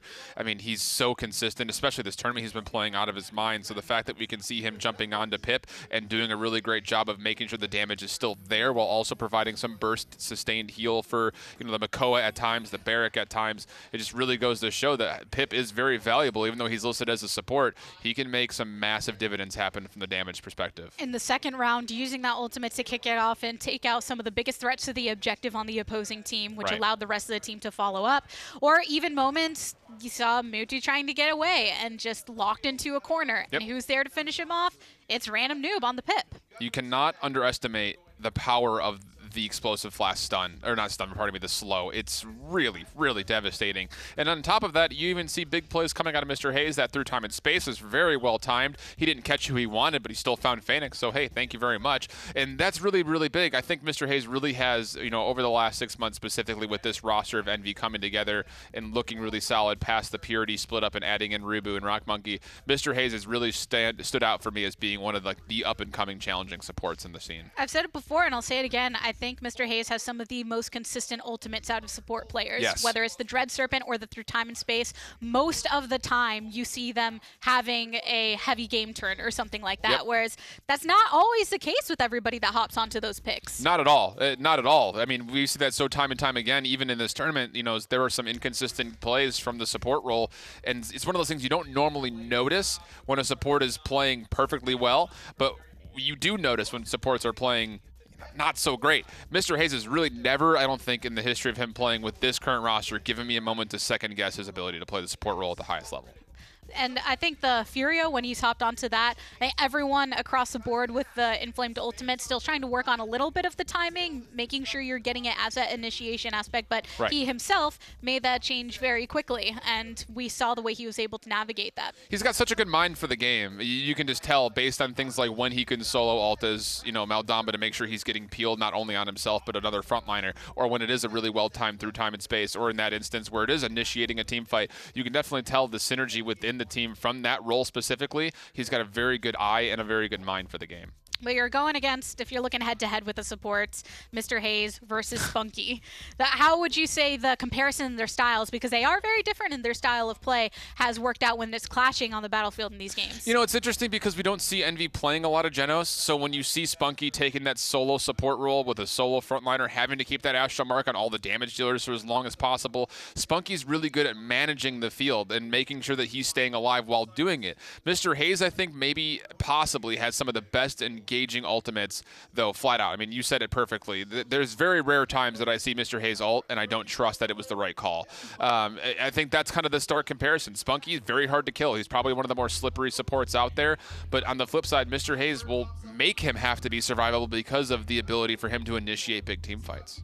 So if you're looking from the perspective of Na'Vi after that defeat in that previous game, and you're moving forward, what are some of the isolating factors that you think they need the most improvement in? Or was it just something that was Envy feeling themselves? I think it's a combination of both, but I would like to see Na'Vi start to punish more of the double frontline bans again. We only saw it happen once, and that was at Bright Marsh, and it was very punishing. It forced Envy to play something they weren't really fully succinct on. Considering that we saw them do to Burrito on that map just previously, the fact that Na'Vi was able to turn that map around and make it look so convincingly in their favor, I think they need to stick with double frontline bans, make Envy play things that aren't comfortable up front, so not only that Lazy has a chance, but the triple DPS possibility with Mudu shining on Xin can continue to be a very uncontested factor. And now, because Na'Vi lost that game, that means they will have map pick, they'll have the first pick, so it's the first time in a couple of games that they found themselves in that position because of their consistent victories.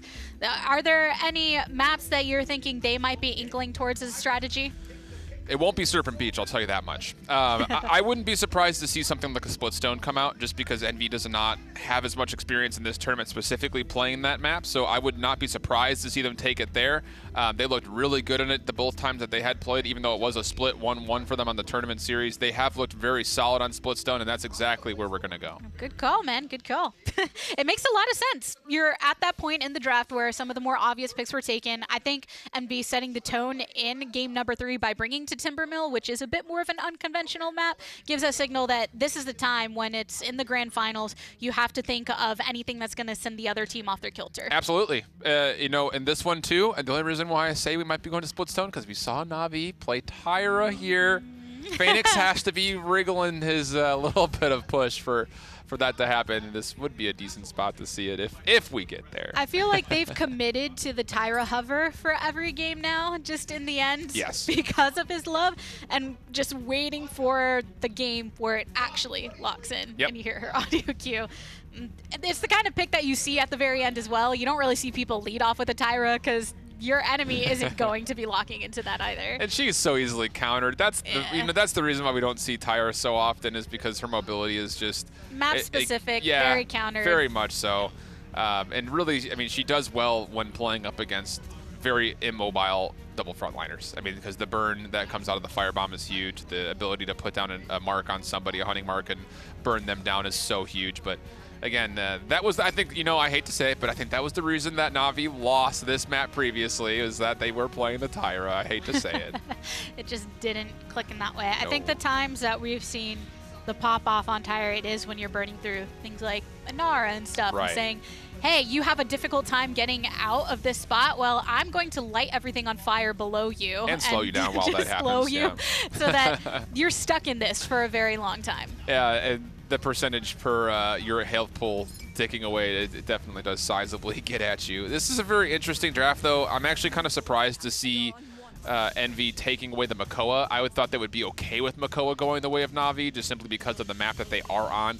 Yes, he brings kind of a dominating factor underneath those bleachers and possibly throwing you into those very nomenclatured fidget spinners, but that's like the only real thing that really, you know, capitalizes with Makoa on me, is being an outside influence. I'm kind of surprised by the ban, but I mean, I guess if they know what they want, they know what they want.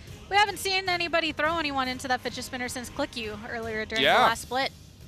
That's a good point. It's been a while. It's also one of those things that if you're a pro player, you should be looking out a bit more in Yes, that you should positioning. be. So that's why you might see it a bit more in casual play as compared to the professional level. But Buck and Genos early lock-in, that's a couple that doesn't like to be separated. It makes me really nervous. This, for me, starts to throw out some colors of Envy trying to run a solo front 3 DPS. And I just don't feel comfortable seeing Tolkki playing Buck. I know that he says in interviews that he can do it. He feels confident in it.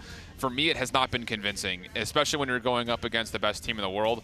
It's a tall task. Well, so I think the second part of that statement is key, where we've seen some Buck play from him that is pretty insane, but it's who are you going against? Yes, exactly. That makes a huge difference. So when you're going against the top teams in the world, it's a very different style that comes to the forefront. And the other side of things, too, if you do run the Buck Genos with a double front line for Envy, are you really going to be able to get the healing you need? Because Willow will be devastating. I think this is a really good laid-out draft so far for Na'Vi.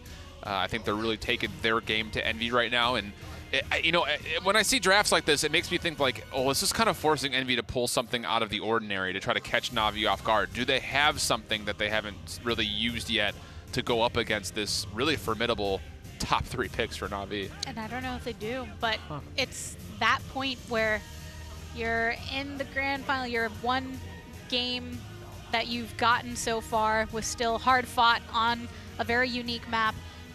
And everything that you've been pulling out so far, Na'Vi has been able to anticipate.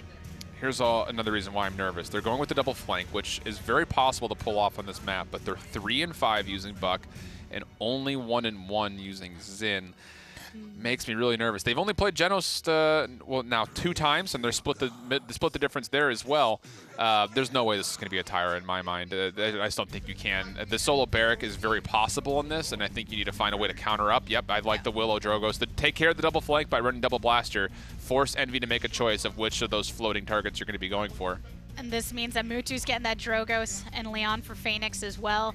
That Drogos for Mutu has been pretty powerful, tapping into some of the old skills when he used to play him a bit more frequently, right. And now has just been owning that pick for the team. Yeah, and you know, it could very well be creatives playing Drogos. It wouldn't be out of the ordinary. The thing is, they have a lot of versatility. Who's feeling themselves on which champion?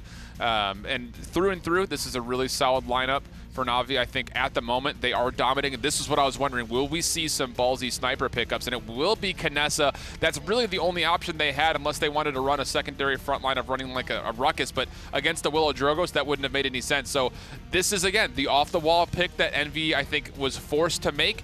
And it comes down to, will it be fully realized? How much faith do you have in their ability to stand behind this triple DPS with the sniper who's going to have to hit those shots heavy? If I were to put a percentage on win-loss ratio here, I would give Envy like a 35%. That's how much confidence I have in them right now. But maybe 35% it might is be all enough. they need. Yeah, if someone's feeling themselves and they pop off on Kinessa, this could very well be a lopsided game for Envy. So, what about you, casters? Whose draft are you feeling more at this moment in time? Well, I'm not going to lie, I broke my sacred rule of no bathroom talk. And actually, the champion we did talk about in that bathroom with Rock specifically was Zen.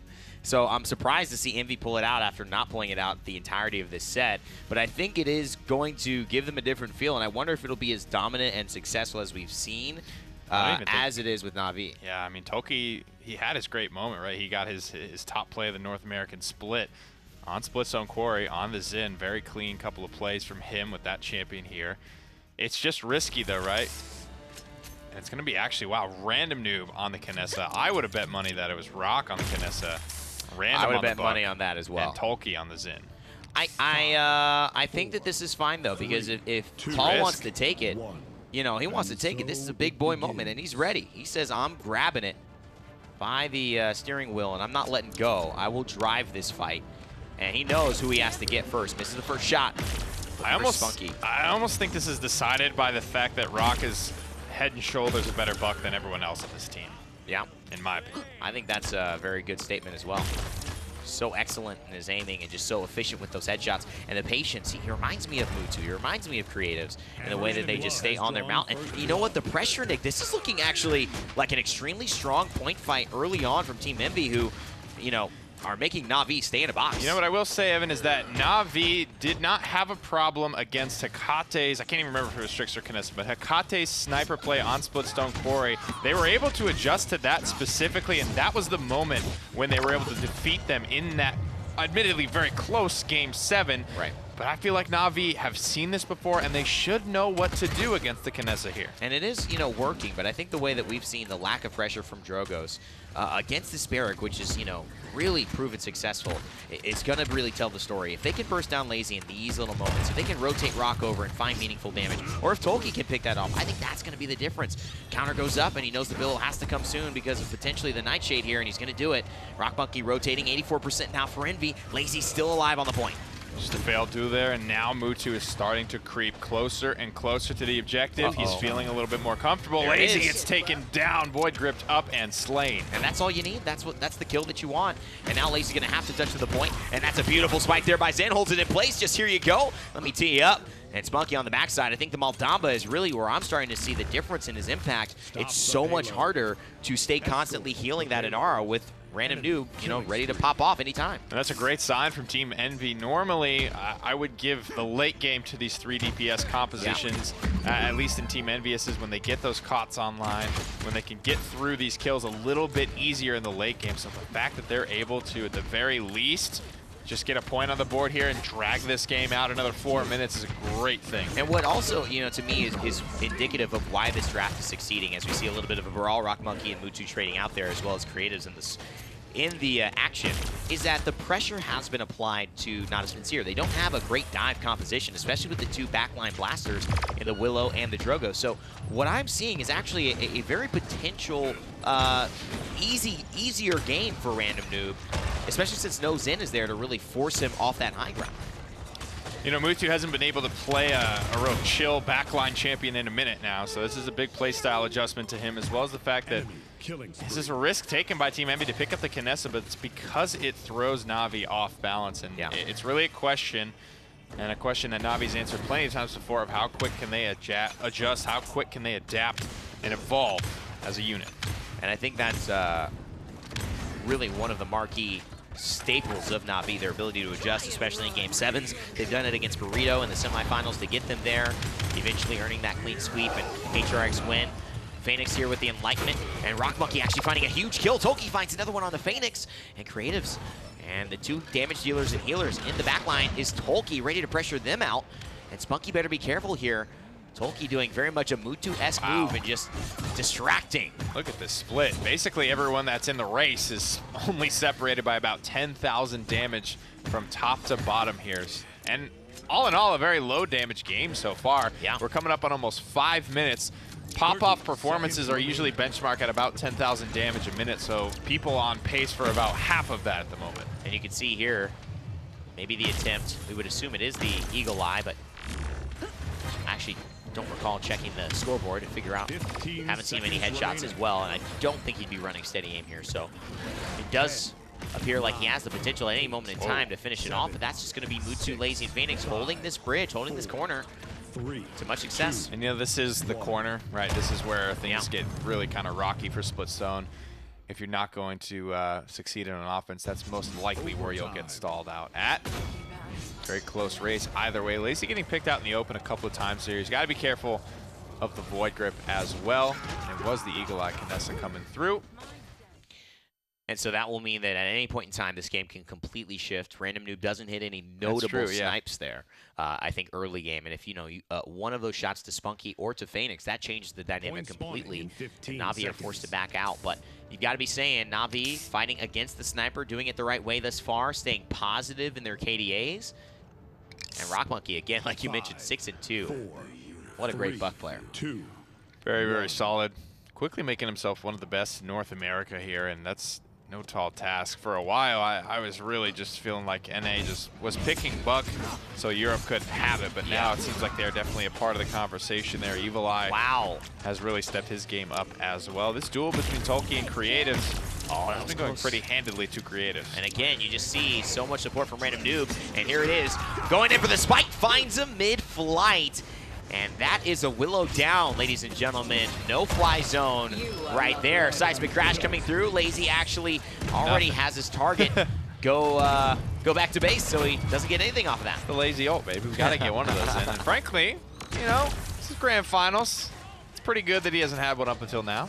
And I think the pressure here, Nick, is really about Spunky. It's not about Lazy. Again, this is the symptom, not the cause. You have to somehow force the healing out for just a second. Wait for one of those peak moments. Apply the pressure, sure. Get your ult charge, yes. But when Spunky shows up, that's where someone needs to collapse. Force him back. Give Lazy half a second, 4 seconds for Tolki in the lower side of this to collapse with Rock and finish him off as the headshot pops through. And he jumps in. He's going for it. And there's the Buck Wild. There it is. Here comes the Dread Serpent as well. It's going to fear him away.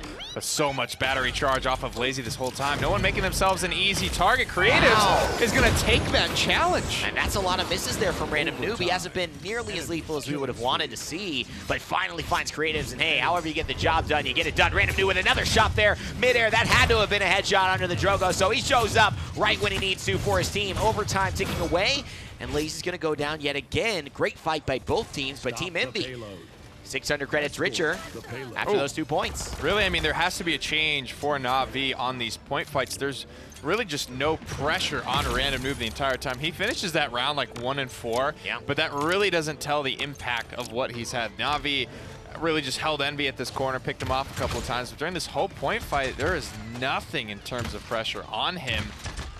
Maybe it's a dive from Drogos. I don't know what it's got to be, but very passive play from Na'Vi during the point fight. And I think we may see a 2-0 here if things keep going. You have to keep Rock alive, and that's the problem. But the reason they weren't able to obviously have Random Noob pop off towards the second part of this is because they could not control this room and this bridge. Na'Vi does do such a good job of stabilizing here.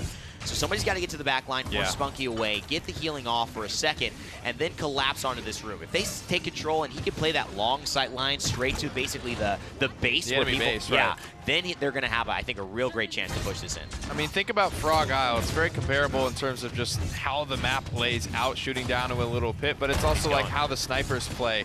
They're good on the point, and then right coming down the home stretch, and then it's kind of awkward in between. It's up to your team to get you to where you can succeed. That looks like a good through time and space opportunity, but I don't think he's going to opt for it there. Mr. Hayes, absolutely one of the better healers in North America. He's stepped up in the ranks consistently. A very, very strong performance over the last few lands, and he knows when he needs to pull that trigger. His team will trust him, and he will trust his team. With 55 seconds left for Envy, rounding this corner. They've broken corner number 1. Now they're looking to break corner number 2 here, but it's not without going through Lazy. First, Mr. Hayes finds one from distance. Incredible stuff, Mr. Hayes. They were waiting for him, and he came, and there's a spite. And the name for it is Phoenix, and that's everybody off the menu. Natus, Vincere have just fully been wiped. And here's that angle we were talking about, Nick. Envy are playing it and playing it perfectly. Now they've got Random Noob here. Let's take a peek and ride along with this Kinessa. No time. The dust settles quietly into that good night. 3-1. Team Envy will put themselves in a dominant spot here. That's the initial fight where Creatives was taking the challenge. But then over the top here, Random Noob finds the headshot. And just the small little instant 2 back-to-back. My goodness gracious. Yeah. That's why the kid takes Eagle Eye. And that's why the Kinessa into this lineup with the double blaster. I mean, Na'Vi just, were they hedging their bets that it wouldn't happen? I mean, that's why you don't pick those 2 champions with that. Obviously skilled enough to play around it, but when you're really giving it up to Envy's hands to control whether that happens or not. 3. And I think Na'Vi earlier in this draft, they would have been right. The predictability weakness that Envy had early on, they're saying, we can't keep doing this, guys. We got to switch something up. They pull out a risky pick, but so far it's paying off. Wow, look at this. Spunky's so aggressive here as well, and they know it. They have to play this round differently. Na'Vi made the adjustments, but Lazy's so low. A headshot here could do it. He might activate the headhunter. 1,077. It's not enough. Phoenix firing away, and he slides. The Manifest Destiny says that he will not die today. With 30% captured, though, Na'Vi have definitely set a different tone and applied some pressure. My goodness gracious, Noob. That was close. What he's doing there, he's really tunneled in the backline on Phoenix. He wanted him, didn't get him, didn't even get a shot off, and now it's complete map control for Na'Vi and an 80% lead. And this is where you maybe don't use, obviously.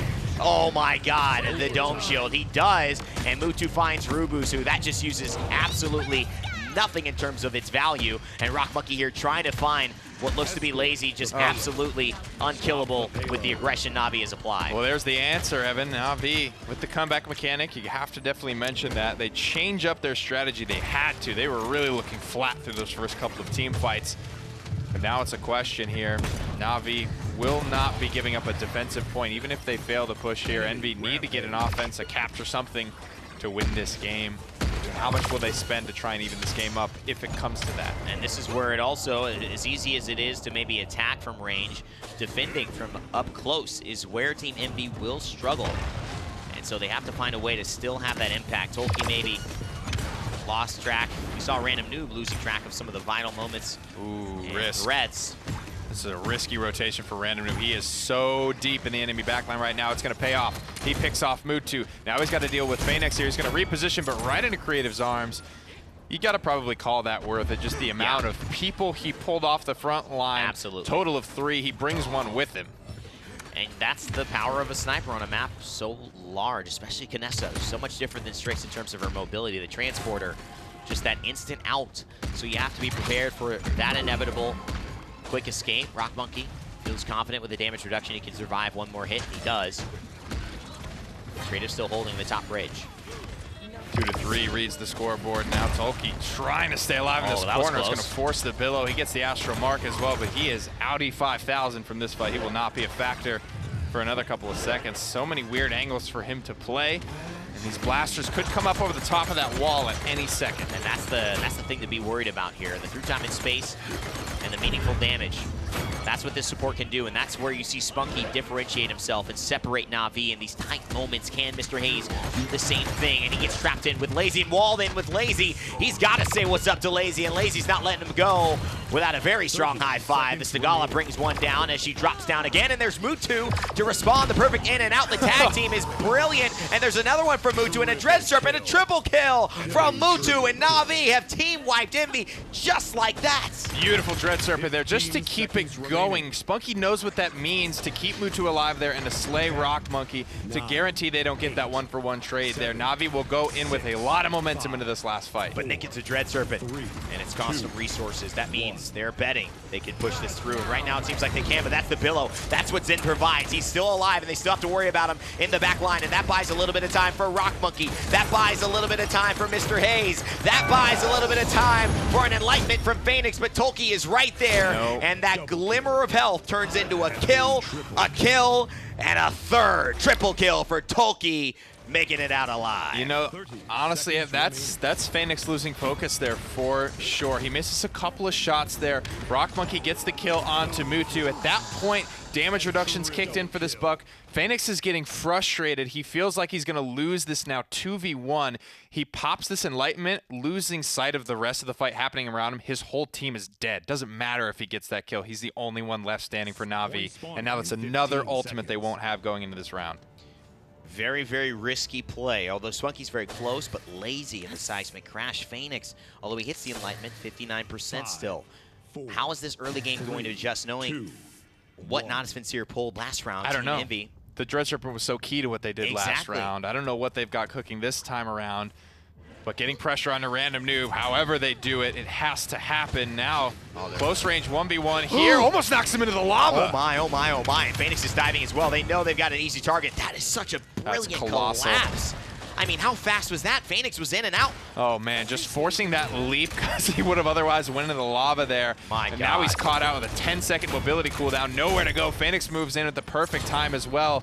Mistakes down the stretch, Na'Vi, haven't affected their cleanliness this round. And you know what? Toki's going to get in there, and he's going to touch the overtime. That is absolutely huge. Rock Monkey's going to jump down as well. The double kill is here, and Rubu trying to buy some time, and there's a dome shield, but he's so close, yet so far. And Phoenix with a beautiful enlightenment, and Mutu with another kill after the Dragon Punch finds a target. It's Na'Vi 3-3 with a chance to win. I'd love to get the slow-mo replay of those two rockets. He hits one mid-whirl on Tolkien, and then in pure Androxus Mutu fashion, just hits a 180 flick onto the only man that could have stopped that from happening right before the spike goes off onto his teammate.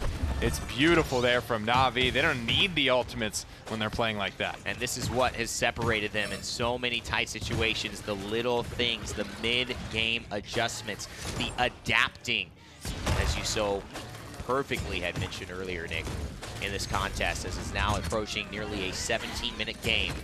3-3 tied up, a minute and 40 left. Envy holding for dear life. Toki's found himself into an awkward spot again. He's really rode that corner heavily. Here comes the headhunter from Random Noob. The wall's almost off cooldown. Lazy might not make it. Oh, and he's not going to make it. Oh, and never mind, he will. It seems like Rubu is the only one to find a kill, and that's Spunky find another one. It's just Mr. Hayes. Nick, Na'Vi are very close to pushing this in. What seemed like an Envy win almost assuredly. They don't have anything. The Seismic Crash comes out, the Dread Serpent as well. Na'Vi getting a little bit hasty with some of those ultimates, but it doesn't change the scope. The context of this fight still heavily in their favor. Is he going to go for it? I mean, Lazy is here. A bad wall could maybe change everything. They find Mutu in the backline, which is huge, and Creatives on the low ground means that somehow, some way, Envy are going to at least temporarily stabilize through time and space, but it's missed. Phoenix finds a triple in this fight. Can he find a quadra here? Natus Vincere. Come on, let him have it. They win game 4. Let him have That's a huge play by Phoenix. Colossal stuff down the stretch. My goodness gracious. Na'Vi spring to life in the last couple of rounds, and they could smell it. Victory 1 game away. You know, that's where we found Phoenix, really, when he made his introduction, making plays like that on Ruckus in that exact same situation, in that exact same map. It's just wild to see him continue to do this time on a completely different role, but just as well. It's an incredible journey he's been. What a bounce back round from them overall. That's what can happen, though, when you are in control, and then this big adjustment makes. You're on the back foot, scrambling, trying to communicate, trying to not give up your defense while at the same time formulating a plan for what you're going to do right next time. It can get very, very overwhelming. And that through time and space almost hits from Mr. Hayes, but now Na'Vi 1 game away from clinching the Paladins Summer Finals, Grand Finals here in Atlanta. Let's send it back to the desk to break it down. I'll admit, I was a little scared for Na'Vi in the second to last round when they used ultimates and didn't complete the push. I thought, how do you go into the next point when it's game point for your enemy without those utilities? You know, I will go to bat for Phoenix on just one little bit, because he had Buck low and thought, you could hear it through the thought process. He thought he could take him down without having to use Enlightenment. He doesn't. If he uses Enlightenment early, that changes that whole fight very, very quickly. Fortunately for Na'Vi, they're able to reprise themselves in that last fight, and Phoenix in specific able to find 4 of 5 to make sure that he could hammer it home at the last second. Big plays. Very, very big. And yes, he's done this before. Just when the pressure is on, getting such a quick succession that it helps clean it up for the team. And on the Leon, he's been on this pick more and more often, and she's such a key to a lot of these compositions. And she's such a key to a lot of teams, and the fact that you can get this off frontliner, off DPS player to play them as well as they are, that's, again, why I think Phoenix is one of the more influential players right now in Paladins, along with Bugsy and Dosups, is because he's able to do things like this. Traditionally, you would think, you know, Hekate on Leon, that's what he does. He plays direct damage dealers. It's not just what Phoenix does. He's able to do so much across so many different variety of champions. You know, that's why I think, you know, why Na'Vi has really found so much success over the last couple of lands is because of that versatility. And that's the kind of feeling you bring into the next game. You get the quadra, you're feeling yourself. 1 game away from the ultimate victory.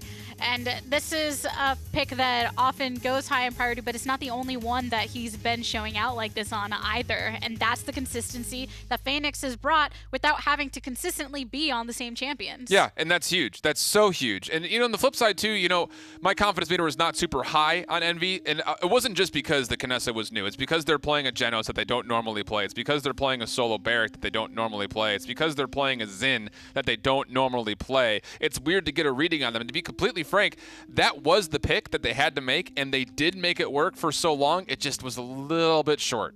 Well, that's the thing. Early on, Random Noob was getting some great hits on this Kinessa and just wasn't getting answered. But as soon as you answer that, that's where the issue is. Right. And now going off to Jaguar Falls, which is Envy's pick because of that loss, what do you think they're going to be bringing out here? Hard to say. I'm happy that they're going to Jag. I think this is a smart pick.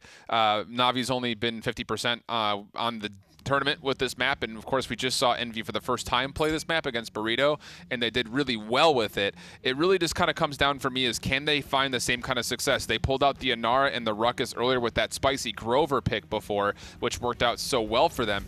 Can this be another influential map where they can come out, find themselves another cheeky kind of draft, and get themselves a potential win? They need it badly. So Drogos and Nando banned away, and we'll have to see how the rest of it shakes out as far as if they have that frontline prioritization in the bans or otherwise. But it's going to be Furia, so no more Furia once again. Yeah, I'm fine with that.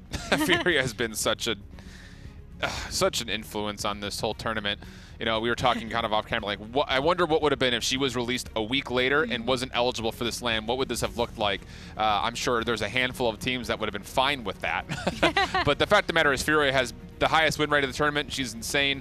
You know, there was someone who had mentioned to me, just kind of an off-passing on Twitter, that her win rate has actually been continuing going up even with the changes. So the champion is just so good, it makes sense to get it banned off the table. The way she's been treated in the draft as well. Early on, including the PPL finals, she wasn't banned but made it about the midpoint of the draft. Right.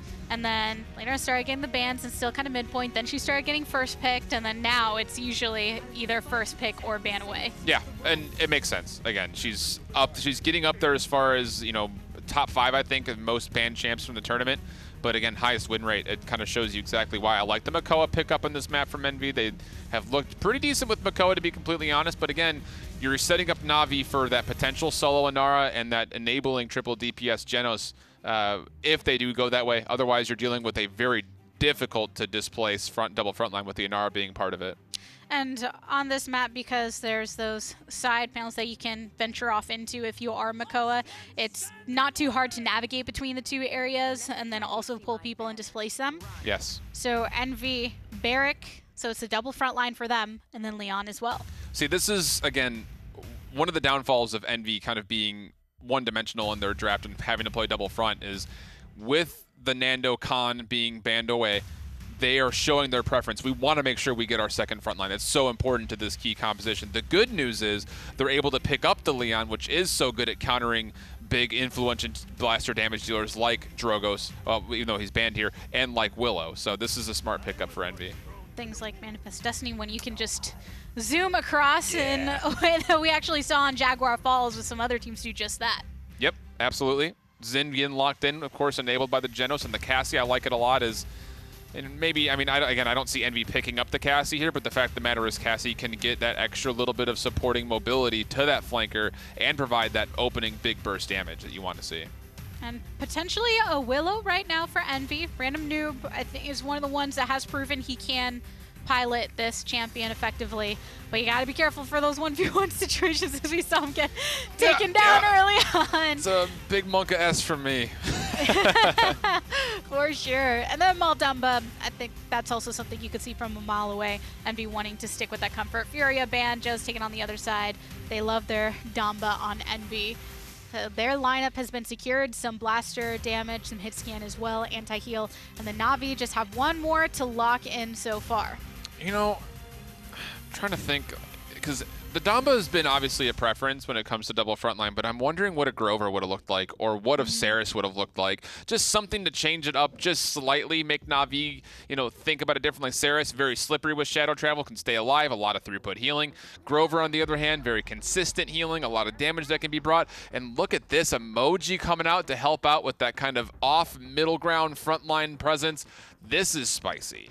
This is something that Envy has been troll hovering throughout the set. Yes. And now Na'Vi's the one to lock it in. So do you think this is particularly to try and be an answer to that front line that's going to attempt to be so oppressive? To be honest with you, I don't like the Moji here at all. I mean, she's going to get countered out by Willow's Dead Zone. Toot is probably going to be the legendary picked up. This is the first time we've seen Moji, though, this tournament. It'll be exciting to see. I think this opens the door for Envy to actually come back and win this map pretty significantly. It is a bit odd to me that Na'Vi are pulling this out when they're ahead. Usually it's a last one, but let's go ahead and take it into game. Well, did you see that coming? Style points, I suppose. That's why you pull that out from ahead. Yeah, I guess, you know, the Fart Cloud will make its entrance into the grand finals, tooting its way into victory or tooting its way into shame. The rootinest, tootinest victory this side of the Mississippi. It would be a toot if this thing won, I will say that. Well, let's talk about Moji. Obviously, she moves around very, very quickly. She's got great self-sustain, right? And that's why I'm not so sure about the Willow here, because Willow, you see Inara, it's like, oh, yeah, shut that all down. But really, the healing, I feel like it's going to be 3 Astral Marks on Mutu Creatives and Phoenix, who are going to be in 3 very different parts of the map. It's not a very concentrated shutdown. And you're seeing the way that he's going about it. It's basically running Symbiotic, which is essentially Moxie. It's basically what you're going to basically make sure that Toot Heal always is relevant, even when Cauterize starts to be applied. As the sound will be coming on soon, and we'll be getting underway here in this game that could potentially end it all for Natus Vincere if they keep it up. 6-9 on the objective at the moment here. No first bloods falling just yet. Mutu getting lower, though. He's going to get hooked out and likely to be first blood. He will. The Xin, the first one to fall. 18% now on the objective for Team Envy. Doink. And Lazy and Creative's going down as well. You gotta say that it's not just the emoji, right? Because maybe it can work, maybe it will succeed, but it's the where do you go? What do you do? How do you play around it? Na'Vi have zero competitive practice in a tournament LAN situation with this character, especially in a grand final. I don't know if they're really feeling it or if they just want to get a stylish victory if they're feeling good at this point. They're up 3-1. Plenty of games to give, obviously, because of the bracket reset here, and it may be a little bit as a result of that. The Seedling comes out. Navi's starting to get some traction, though, late in the game. Tolkien finding a kill. That's nice. And there it is, another one. Tolkien finding a triple kill here, looking for a quadra. Hey, trying to help it out, but that was a relatively easy one. I would say the fight was easy to call, but it was relatively a skirmish. It would be, I think, generous to call it a fight. It was it was a mosh pit. I mean, there's not a lot of inherent cauterize on this Na'Vi squad. I think later into the game, once you get the wreckers, you get the cauterizes online. It's a different fight. I'd be a little concerned if Envy didn't win that one early. Yeah. Not to say that this is really like that cut and dry, that black and white of a matchup, but I think it's a good look for them that they do get a point on the board. Also, how do you feel about the situation of the card Symbiotic at level 5 when the Willow that's countering out this Phoenix, this Toot healing, is applying absolutely zero healing. It doesn't matter how much you have set to receive as Enlightenment comes out. Rockbucky with a double, so hold that thought there. And Rubu and Envy cleaning up, double. Toil and trouble, Lazy's left alone. And I don't think they'll let this one. So on the topic of Dead Zone, though, Magic Barrier will cleanse you of all debuffs, so I think she will be able to get rid of that, hopefully navigate out of it. I don't think Dead Zone is like, you have to re-enter it. I don't know if it's like a persistent reapplying debuff, so if Phoenix can navigate himself out of it.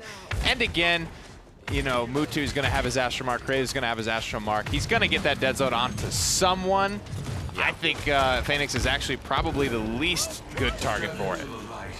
Rubu here in a 4th streak, forcing Mutu back as he loves to play, just always from behind. Although his team is in the lead significantly here in that Warders field. Wow, so deadly. And still Rockbucky is here, and he misses. Doesn't find the kill. No, he actually does secure it. It looked like he might have whiffed, but he will at least get the reset to 50% on the Enlightenment. There's the stabilization now. Looks like... Oh, no, he did miss. Mutu might be going back for an item or something, or just goofing off. But Na'Vi not interested in leaving their base at all. They do not want to get picked out. That hook's going to miss. Damage dealt being led by Leon. Mutu falling somewhere in the middle of the pack now. Moji trying to keep her head above the supports. Rubu here doing a great job of just poking. Rockmonkey knows he's dead to rights. Lacy secures that kill. 10 seconds now, and Envy started off pretty strong, and now does Vincere have a little bit of time to play, and that's when you're trying out something new. What you want, just give a little bit of warm-up time so you and your teammates can get used to how you're going to help them succeed the most. Phoenix finding kill on the Rubu there, and although we haven't spectated him much, you can say it hasn't been the worst of pickups. It's not a disaster, it's just, you know, obviously unique for both teams. One thing I'm a little bit worried about for Na'Vi is I feel they have a very weak lineup of ultimates there. Yeah. The time and space could go all game without finding a target. Spite without Guillotine could go all game, especially the way Mutu uses it. It's probably just going to be used for mobility. Scout is Scout. Seismic Crash is the solid one in that lineup, so really a lot of the weight falling on Phoenix to get value consistently with snack time. Essentially a quadra kill there for Tolkien, who answers back from Phoenix's quadra kill to end the game. Determination run by Rubu. That will be a big deal considering snack time is going to get halved. Very, very close to that as far as the reduction.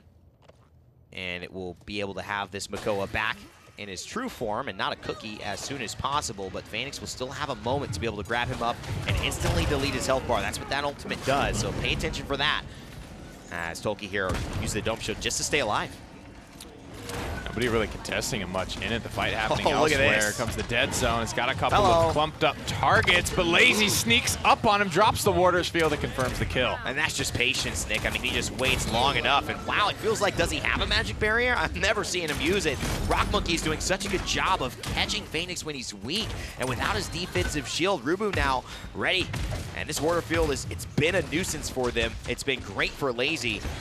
But the Sonar still looks bad. My goodness, he's getting so much healing, though. Rubu might not even need it. That's 2 free kills for Team Envy. Na'Vi on the back foot yet again, 93% to nothing. Envy capture yet again. And it's a feels bad man because no snack time is used. And I don't know if we've seen it all game. No, we haven't. So that's, 6 minutes down. And obviously you're defending both times. And you don't want to use it on defense heading into the next round if you need to. Kind of just works out that way. But you are getting to the point where you're wasting value by not taking advantage of that ultimate. 2 minutes now on the clock. Deja vu. Jump as many times as you want, my friend. You're not getting out of this cage, little turtle. You're going to be viewed and loved by all in the zoo and sent back to base. A couple of ults for Team Envy, but they are on the back foot at the moment. They won't be looking to pop anything here. If we had a zoo, Moji would definitely be a main attraction, I'll say that. Agreed. The familiars would be like very unfamiliar to stare at, to look at. They'd be the headliner. They might be the headliner. Another death Or though the for double Phoenix. headliner because they got 2 heads. There you go. I guess I see what you're saying here. A lot of death for Phoenix with the magic barrier cooldown up and available. No use of the ultimate so far. Clearly not a pick with a lot of mileage on it for him. Yeah, and I think what's happening is he's using his magic barrier early, right? He's not relying on that healing. What it's doing is it's taking away one of his crucial stall tactics. And Moji is so good at stalling, very much like a Zen in many moments, as Random Noob just showing the efficacy of the Willow and the Nightshade here on this small map. And you see it right there. He doesn't have that secondary stall, so the Toot is going to get him only so far, but Tolki's here, and that barrier should be on cooldown. Tolki with one more shot can finish him off. The barricade comes through, rocket boots as well, so the bowling ball will tick away. And this is a very, very smart and successful left side hold here by Envy. I really wanted it to work. I really did. But it just doesn't seem it's going to. Hey man, if it works, I'm extremely happy and I'm impressed, you know? If it doesn't, you know, not many people thought it would succeed, so you don't really lose much there. It just 30 seconds. And you are more right than ever. There are a lot of games to give in this set. 25 on the clock, as this one might be coming to a close here pretty quickly. Envy put themselves up 3-1. And just Moji as a character as a whole, she's sort of like a beginner Zen, in my opinion. I think she's a little bit easier. Her autos are incredibly easy to land, don't do the most damage in the world. And I think that's just the nature of the character, right? You look at her versus like an Eevee or an Androxus, it's just how hard is it to pull off, and you know, what's the reward, what's the risk involved in it. One of the interesting things about this as well is there's no verticality on Natus Vincere. You're usually seeing them with some level of that. And the ability to climb to high ground, to elevate vertically, but none of the characters here can do that unless Lazy's running Summit, and I haven't seen him use it.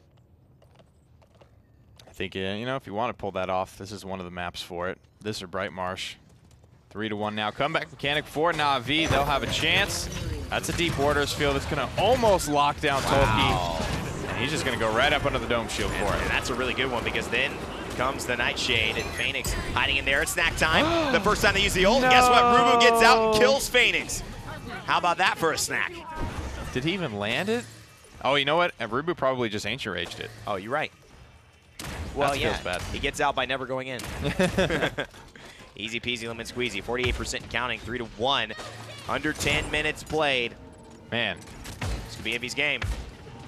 What a risk picking up the Moji here. You give Envy back the momentum for basically free. Here comes the Dread Serpent now, and it's going to result in a kill onto Mr. Hayes. Lazy's got the seismic crash just to get things going for Na'Vi. Now watch out for creatives here because you can do a lot of work, and that's a killing spree. But Random Noob, this verticality, it's so difficult. They don't have any hit scan except Spunky. That's the other thing that's so difficult about it. Double kill by the time he falls. Creatives is the one to take him down, but Creatives will follow suit and go back into Spectator. That's going to be a wrap, ladies and gentlemen. Team Envy take this game. They just dominated. Can we look at the damage quickly before this game ends? Beautiful stuff there. Random Noob. I have to say, I was very impressed with this Will. There was so many team fights where he was just owning people, getting 2, 3 kills sometimes. So much damage coming out there. Not an easy pick, in my opinion, to operate on Jaguar Falls because there's not a lot of high to low for you to work with. And if you're going to lose, there's something mentally about giving up a win where you go with a champion that they're like, what? Because that doesn't feel like you gave it your all. I mean, we all know that they did and they wanted to win there, but I think for Envy, they may be saying, hey, come on, they're going to give us a real draft next time. We got to keep our heads up. And I think that does keep them on edge. I don't think the momentum shifts as heavily as if they lost with a, you know, Na'Vi gets everything that they want, and then they still get burned that bad. That gives Envy a lot of steam. Well, let's send it back to the desk to break down what was one of the oddest games in a grand finals I've ever seen. Feels weird, man. Feels weird. Feels throw, man. I don't really know the motive. I would be want to know what their thought process was. Was it just to play? Because it's not like they've been killing this set so heavily where you can do. Yes. We've seen it during the regular portion of the split. Some teams, they're top seed versus low seed, and they'll play around like that. But grand finals of the LAN? I don't have any words, Gabby. I mean, but my whole thing is, why not take the Bomb King and win the tournament, I think? If you're going for something sneaky and kind of tricky in the draft, why not go for Skye instead of Moji? You know, Moji her value is just so low, I think. Snack time, like they were saying in the cast, it's so hard to confirm it, especially when there's so much crowd control built into decks or built into items and stuff like that. It's so hard to make effectively be used. It's just, it kind of feels like a throwaway to me. It wasn't just a matter of Navi's selections. It was a matter of Envy also playing well. Rock Monkey, for instance, he was here on the Leon and landing all his shots that he needed to land and then punishing. If this is the kind of draft that you're going to bring against us in the grand finals, then allow us to demonstrate why you should not have. Yeah, and, props out to Envy, when it comes down to absolutely punishing, I'll just go out and say it. I'll be savage about it. A poor choice. It was a poor choice to do something like this, and Envy didn't give them any room to work with whatsoever. And look at these shots. I mean, they're just so consistent. The enlightenments were really big throughout the entirety. I mean, that one right there hit a shield on Moji, but regardless, Rock was playing great. Random was playing great. I mean, the whole team for Envy is playing great. My biggest thing is, as you're sitting there as Envy and kind of analyzing your draft, it's can you really analyze that? Because, yeah, you got the things that you wanted, but you didn't really get a full-on read as far as how it worked versus Troll Comp. If you're on Na'Vi, think, okay, what do we change going into the next one? Probably maybe take it a little more seriously maybe just a little bit. in the draft. On Envy, well, we played well there. We'll have to see what they bring out the next map because Na'Vi, I doubt that on map number 6 they're going to go with something like the Moji again, especially after the way it went there, because you don't want to risk pushing this all the way into another best of 7, right? Especially if you give Envy that sort of momentum. But we're going off to Serpent Beach. This should be a feels good man for Envy. They're 2-0 on the map so far. Na'Vi, meanwhile, 0-2. So this is a really good location, I think, if you're Envy, as far as, especially the comps that you've been playing so far. In this matchup specifically, I think you should feel pretty good about this being Game 6 location when it's not your map choice. I think this obviously, again, keeps a door open for Envy. I think if you can ride off that momentum, that hype that you just absolutely utilized to dismantle Na'Vi, I think you have a chance of rolling this one to a Game 7. And it was Navi's map pick. Yeah, it's strange. They haven't done so well here so far, but they're coming to it. It's 3-2. A whole different story from when it was 2-0 early on within the set. But the bans last time around, it was Drogos, Furia, Nando, and Khan that were taken away. 2 frontliners has been a bit of the standard so far within this set, whether it's both from one team or diversified. Envy's all smiles and laughs right there after that last game. How could you not be? But, here's the thing. If Na'Vi decide to continue to go down the path of banning double frontline, it will essentially force Envy. If they want to get their priority double frontline picks, they'll have to use them first and second, which will open up so many doors for Na'Vi to manipulate the draft the way that they want to. And that's what Envy has opted for. They had picked the Anara first and then the Barrack third. Yes. So on their second rotation of picks, picking up the Barrack. And part of that is just the fact that they need to have that security and they rely on those players and they don't want to have to put Tolki or Rubru on something that they're not very comfortable with or just have to completely switch their draft. The good news here is that as a secondary frontliner, you're also looking at Ruckus back in the conversation, which opens up, even if Na'Vi does ban away too, it opens up the potential of picking up a Ruckus later in the draft because he's definitely not going to be a priority whatsoever for Na'Vi. Whenever we've seen him, it's always in the later portion. Yeah, for sure. And both of these teams can play it, so if they're banning out all these frontliners, I think they both have that in mind as well. Yeah, absolutely. I mean, it's, again, the versatility of Na'Vi versus, the more eccentric and, I don't say eccentric, but a little bit more centralized Envy. They will take away Makoa, though. So, again, this is a smart ban, I think. I don't think they're going to be stressing to get 2 frontliners at all because of the availability of so many options here on Serpent Beach. Drogos going first obviously makes a dissuasion, to going up against a Ruckus. Obviously, the Drogos has such an easier time dealing with Ruckus than most other frontliners because of how big his hitbox is. And Drogos early on within this LAN had been picked up first pick a bit more often, yes, and then kind of started to slink through. Envy had a game in the previous set where it was the 10th pick. And thank you.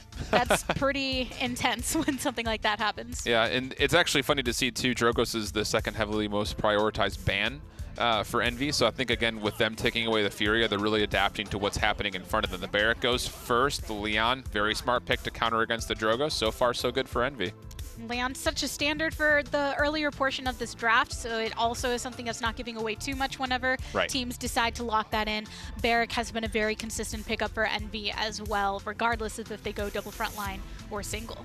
I think at the same point, though, with Envy taking the Leon right now, I think it kind of goes to show that there's not going to be anything super tricky about this draft. You're not going to see an Androxus likely. You're not going to see a Sniper lightly, which I think gives Na'Vi the freedom to do something a little bit more traditional for them. Traditional excluding the the Moji thing, that was obviously untraditional, but getting back to like their for sure roots as far as how they've had success throughout this entire week.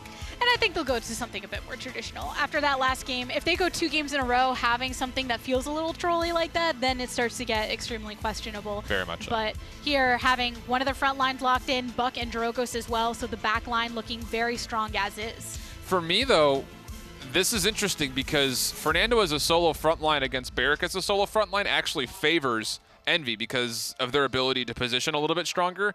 And Fernando, if he wants to have the same kind of pressure that he usually is kind of granted, he needs to be able to maneuver very, very widely as being aggressive and then coming back at the proper times, which is something that Lazy has not looked completely in line with when it comes to pulling off something like the challenges of a solo Fernando. I can see a world where Na'Vi is thinking that Envy will lean more towards a double front line, and then also by taking that Nando, something that is a heavy pick for Envy, and then securing where if they decide to go in the direction themselves with it, they could. But the way that things are lining up, getting the Genos too, you have the Xin and the Leon and the Barrack, it's looking pretty lethal. Very much so. And if there were ever a comp that Envy could take a solo frontline and beat Na'Vi at their own game of the solo frontline, it's this comp right now. Absolutely. I think there's a lot of flexibility as far as what can be picked up last. Bomb King, Willow still on the table, still very influential when it comes to picks, but also things like Pip could very easily come out on this map, which is something that we've heard very time and again that Envy do like to bring out as a damage dealer. Switching over to the Maldamba, either way they're going to have to secure a support pick right now, and make that Ashe, which from Na'Vi, I don't think we've really seen much of throughout this LAN. I know that from Fnatic, we have seen it as well from Envy. We've seen 0 Ashe from Na'Vi so far, and that will be locked in. So, yeah, bold call. I think that you could get away with running not only Bomb King, but honestly, I'd love to see the Pip here. I think this is a really smart choice to help subsidize some of the healing that is going to be needed, but also getting the damage that really is going to be rather free, to be honest, on the point. I like this draft a lot from Envy, and again, it kind of comes to me like, Na'Vi, what? Like, there's so many things you could have picked. I would have rather have seen a Ruckus here than an Ashe, but hey, that's the cards that were dealt, and I think Envy have got a chance to win this hand. Keeping us on our toes, both these teams are, but we're continuing on within this best-of-7 grand finals. Well, you got to say the Zen has made an introduction into Envy after not being there, but now the Pip has really resurfaced, and that has been a guarantee success factor for them earlier on in their games. Again, Double Blaster here for Na'Vi. It's not going to be the most comfortable draft, I feel, for them. It's giving me Splitstone vibes if Na'Vi were envious in that instance, and I just don't know about it. And Envy looking very, very comfortable on their side. Comfort is a key. Na'Vi maybe giving up an easier Jaguar Falls than they wanted, now has to fall back to Serpent Beach and see if they can re-grab momentum. If not, it's Team Envy tied up with a chance to reset this bracket. It's either Na'Vi taking the Grand Championship here or that as the result. So Serpent Beach will determine a lot of fates today. Who's playing what for Na'Vi? That's my biggest question getting into this. Will be Creatives back on the Buck. Phoenix on the Ashe, Lazy on the Fernando. And Rock on the Yomi Zen. This was interesting because they gave it to the Tolkien last time, and they had Rock on the Buck, and that's probably, to your conjecture, true, why they just believe he's such a good Buck, so he took precedence there. But Tolkien's shifting onto the Leon after the Zen performance, possibly saying, Rock, I think you got it better than me, as Rock definitely performed on Leon last game. And you would have maybe thought he would play it 2 games in a row here already. Off to the left side, Tolkien and Rock on the right side, maybe looking to rotate here as Rubu is in trouble. You know, that's nicely played by Envy out of the gate. They don't have the composition to put up against Fernando Ashe coming at them. You guys just get out of the way and hope you survive. They've done that, but in the process, they've given up a lot of map control, and that's what you need. You need to get those couple of kills. This is incredible. Rubu survived somehow. I mean, he has a sliver of health, Nick, for most of that fight, and he still does. Look at the pressure that Lazy is applying, and Phoenix, he's just on a sliver of health, but he is staying there with the Astro Marks. Mr. Hayes is right on cue, and Random Noob here with this pip. It's being impactful like we thought. There it is, right up under the ash as well, going to pick up the kill. Not a single one dropped so far. Lazy's going to fall as well. Na'Vi coming apart at the seams. Very patient team bite from MVS, but perfect front to back. How many kills did they get across that? Let's look at the KDs here. I don't think they've dropped a single death. And this is so strong because, you know, Spunky, anybody versus Random Noob with this pip on Catalyst when he can play this high ground. Obviously, he's got the damage reduction during the waitlist, so it's going to be hard to track him down. He's got Moxie in the loadout, meaning he can get that self-heal if he needs to. And now Barrick is set up on the point, and Rock Monkey able to distract. He's got 2 players and the healer looking at him.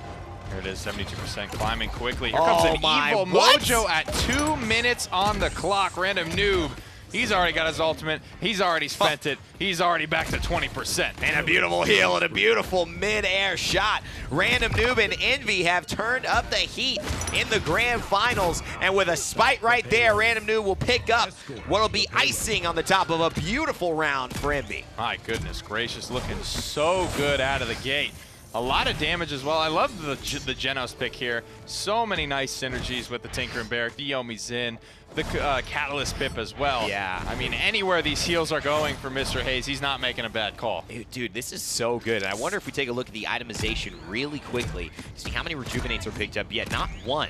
So that clutch chili through to the side, only going to get better with time as they do pick those up.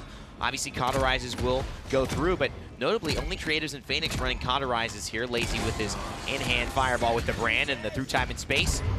Not going to hit that time. Killing spree. They're struggling here, Evan. This is looking again an odd pick for Phoenix. They are getting dominated right out of the gate here. Random Noob, things are going well for him. When he gets knocked off the high ground, he still lands on his feet on another nice little high ground perch. I mean, the waitlist is so strong at Serpent Beach, and I think this is one of, if not the strongest pit map in the game. And it's not because of the ability to have that bowl-centered front line, which you can see taking effect there, or these little corridors, which he can splash his damage on as they have to use a Dragon Punch to finally get Random Noob off the board. And a nice enlightenment to turn it around, and a slide, Tolkien, you god! Valor slide midair, and that's a shoulder bash, maybe to try and finish him off, and the Zen spin can't quite finish it. But it will be at least a time stall for Na'Vi. Battle standard planted. Phoenix has to spend big for that defensive hold. The second Evil Mojo of the game already coming out. And that was a really low value Dragon Punch. Random Noob maybe had like 20 health? 200 health left there. It's not a lot coming out of Mutu in the gang. Looking for a nice little double jump up here onto the high ground, forcing Creatives out early. Buck, it's a great map for him. But Creatives admittedly hasn't played a ton of Buck this tournament. And you know what? Phoenix hasn't played a ton of Ashe this tournament, I'll tell you that. But he likes Ashe, and you know that, and he's got a wind on it. But the window of execution a little bit tighter on the Ashe versus the Zen versus the Pip, possibly, especially on the Catalyst damage level. I'm wondering why Random Noob didn't buy any items when he went home. Maybe just a heat of the moment thing there. He's sitting on 1,000 credits now. And that's, you know, that's significant. That's what you spend your mid-round buy. It's a big thing to come through. 30% anti-heal versus 60% anti-heal. That's going to allow him to duel Creatives much more effectively. He's trying to push this thing, baby. If he gets Mutu here, this is going to open so much up. Hits the mid-air explosive flash, but gets taken down by Mutu. It was an incredible attempt, but it is not going to be it. There is not a time that Billow will be around, I think, for this to secure. And Tolkien, despite hitting a ton of shots, flexing so well onto the Leon after I would have, you know, basically given my right arm to say that Rock Monkey should have played that thing. It's been an incredible flex and a showcase of talent here by Envy in round 1. Now with the cauterizes coming through, I wonder how this round will look, as well as, you know, watching that Splitstone game, how well Na'Vi adjusted. Clearly what they did not work the first time around. They went hard for the enemy high ground, but there was no one there contesting it. They didn't care. I mean, Na'Vi are so good at this, I would basically almost give this round to them. Like, just if I was a betting man, I would say Na'Vi would win this round because they are so good at making adjustments. And they've proven it. You know, they don't have to keep proving it again. You have to give them the benefit of the doubt, and I think so do Envy, knowing that they're going to try something different, guys. That did not work. Random Noob probably talking and saying, yes, we are winning, but we are not out of it yet. If we lose this game, remember, guys, the set's over, so we have to stay focused. That's a lot of red above a lot of blue on the damage charts as well. It's a little bit to be expected with the Luminary, but absolute dominance across the board. Time and space won't connect. Random Noob, I don't know what he's hoping to find here. Phoenix looking for a way out. And he just kind of forces him down. He just forces Phoenix's cooldowns and relatively long, gets a lot of health out. Nobody fighting on the point. I mean, the clear idea around this team fight is Envy win the fight fully and then snowball it all. Well, Dragon Punch is ready to go. That Fire Spit probably going to connect there unless Loki got the shield up in time. Random Noob pressured out in the corner. Oh my God. Finally, the first kill of this round will fall. And that's just so much pressure. And Random Noob, I mean, this pit is hitting mid-air shots, and that's a beautiful stun as well. And I think that comes from Spunky. Saved his life. What an incredible play there. And that's what I talk about, the little things that Spunky does. But Rock Monkey has made such good use of this Yomi Zen. And it's the draft nick, it's the execution. There's Envy are playing unstoppable right now. They're executing very well because it takes a lot of patience. It takes a lot of resolve to have your back against the wall and to stay focused and do what you need to do. The Dragon Punch won't connect, it's countered. And look at that, Tolki finds the presence, and that just puts Mutu off the spot for just a second. Random Noob on the top ropes, and if you can look down, this is so much damage. I don't know how long Phoenix can survive because the shield is not one that Mako would have, and Mutu glides up, and that's Moxie for you. He's got the weightless and the damage reduction, and that's what loadout cards will do for you in Paladins, ladies and gentlemen. It saves his life. He's alive, he's well, he's back to 72% on that ultimate. Goodness gracious, Random Noob is dominating Serpent Beach. And Rock Monkey just shows up, and that's why Zen has been so successful in these types of compositions, Nick. The triple DPS, I mean, you talk about a guy that just distracts so much and it causes so much attention towards him in this Random Noob pip. And then Rock Monkey shows up, hitting 977 every third swing. I mean, what are you going to do? Not much. Roll over and die, I suppose. Guess I'll die now. Guess I'll die Let's now. look back at the damage charts here to see if Random Noob's been able to keep himself on top, and indeed he has. Not easy to do against the 6-3 performance. 12 assists from Tolki as well. He's involved in a lot of these frags. Let's take a look at the healing as well and see how well Mr. Hayes has kept up with Spunky, because that's the trade-off. You get the damage, but you don't necessarily have as much, obviously, of the healing. And I'll just assume we're not going to go to those healing charts. We'll go to the Evil Mojo here instead, which is available for Natus, Vincere, Team Envy to utilize at the minute and 40 left. I don't think he's had to give up too much. You look across the board. Mr. Hayes has done a good job staying up. I believe I heard the Evil Mojo come out somewhere, and it will be a kill onto Lazy yet again. Oh, no. Not only to get these charged up, to use them so quickly and to get kills every single time except when he got stunned by Spunky. Oh my God, and that enlightenment, Nick, we wanted to know where it went. It went on to Spunky and Phoenix. He hit both of them, and they were both so low, sitting ducks here for Random Noob, and that's an Envy push. Is wild. 3-1. This set has taken a dramatically ridiculous turn. And you gotta wonder, coming down to that Moji pick there, I gotta echo what Alan said there. I was looking for a Bomb King there. The little bodyguard style I think could have been so effective on Jaguar Falls. I love BK on Jag, and I thought that could have maybe put the tournament away, but now Envy, they got their foot in the door, and now they're kicking it wide open on Serpent Beach. 3-1 on the scoreboard. They don't show any signs of slowing down. Bowling Ball, Hail Safe, and Brave and Bold. Key cards here in the loadout for him. And when you add up the healing between the Pip and the Genos, they've essentially sacrificed nothing for 15% bonus damage across the board. Absolutely. And that is just an incredible thing. You talk about the Catalyst bonus damage as well. I mean, it's quite a lot. It's even more than that. Lazy chunked down to 20% HP before he can get across the bridge here.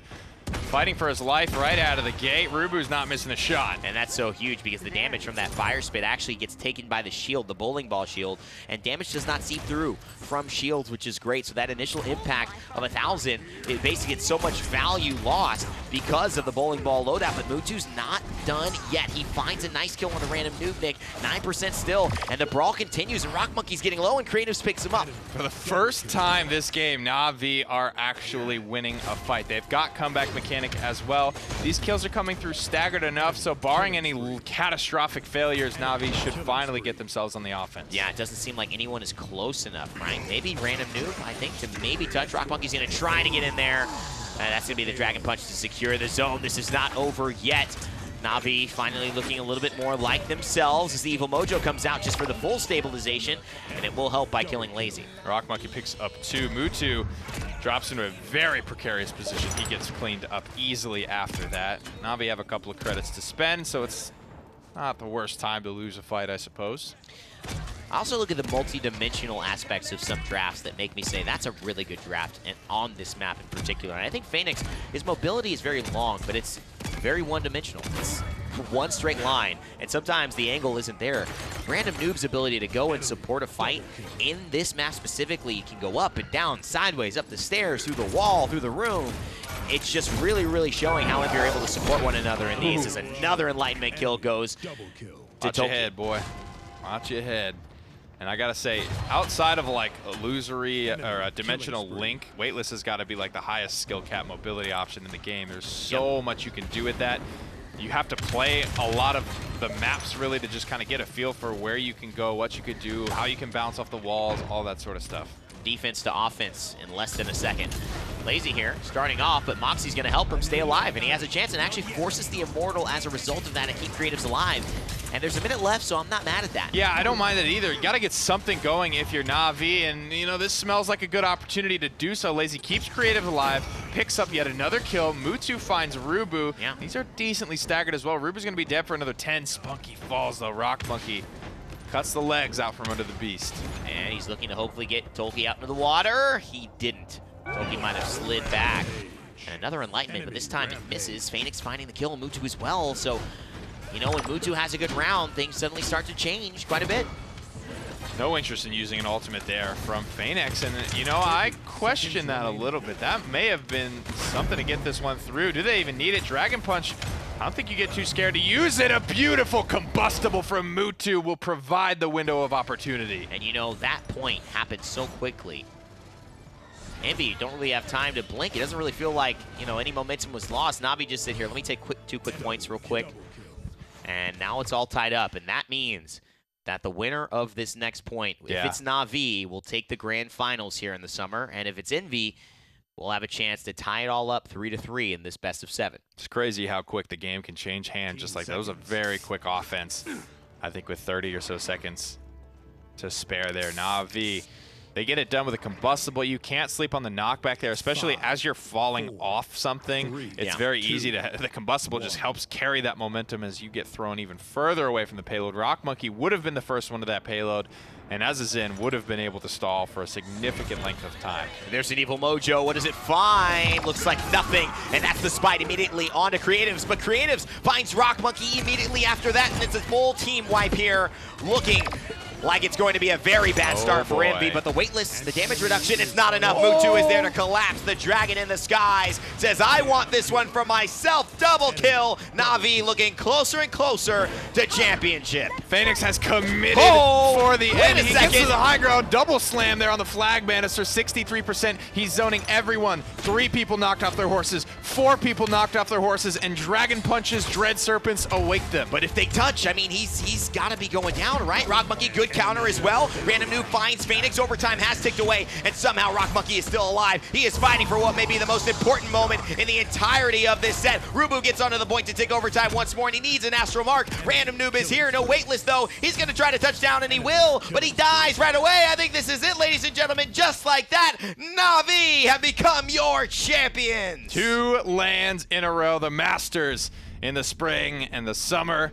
They crown themselves again, back-to-back international champions. Na'Vi, always the 2nd seed during the online split, but when it matters in Alpharetta, they get it done.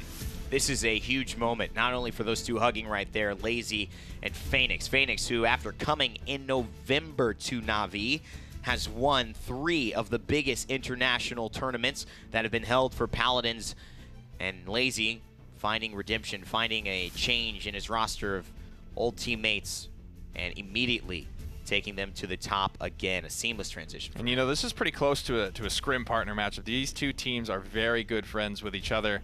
And you know, it sucks to have to do that to your friends, but it's all in the spirit of competition at the end of the day. Yeah. Envy should hang their heads high. Of course, it always hurts to lose, but they played valiantly, especially in those last 2 games. They are not happy, no doubt about it. Maybe some insult to injury knowing they even got away with that Moji game and still won the set. can't be too... yeah, at least we get to ask about that now in the postgame. We definitely do. And Na'Vi, I think, so happy. And again, this is a dynasty here. We talk about every single major tournament, and I'm not talking about the PPL Spring Finals because those have gone to pretty much anyone. The international competitions have all gone the way of Na'Vi this year, and they have the chance, if they do this again, to be able to win our fall one and the back-to-back World Championship in the same year. This is going to be pretty insane. Wow. A full year teed up, ready to drive that one home for Na'Vi, the likes of which hasn't been seen since the days of D69 and Burrito. Well, let's send it back to the desk to wrap up your championship game and talk about your champions, Na'Vi. There you have it, folks. Natus Vincere getting the win in that last game, thus securing the grand finals and that LAN championship title. It's hard to, ignore what Nick said. I mean, this has not been seen before. Obviously not winning the PPL finals in those matches, but to go up against all these international teams of all different calibers and to be able to fend them all off time and time again, making their way through the winner's bracket, it has been a dominating performance from Na'Vi in the last 6 months. And as far as every time they've shown up for LAN, if you take out those PPL finals days, they have been so consistent, which is insane.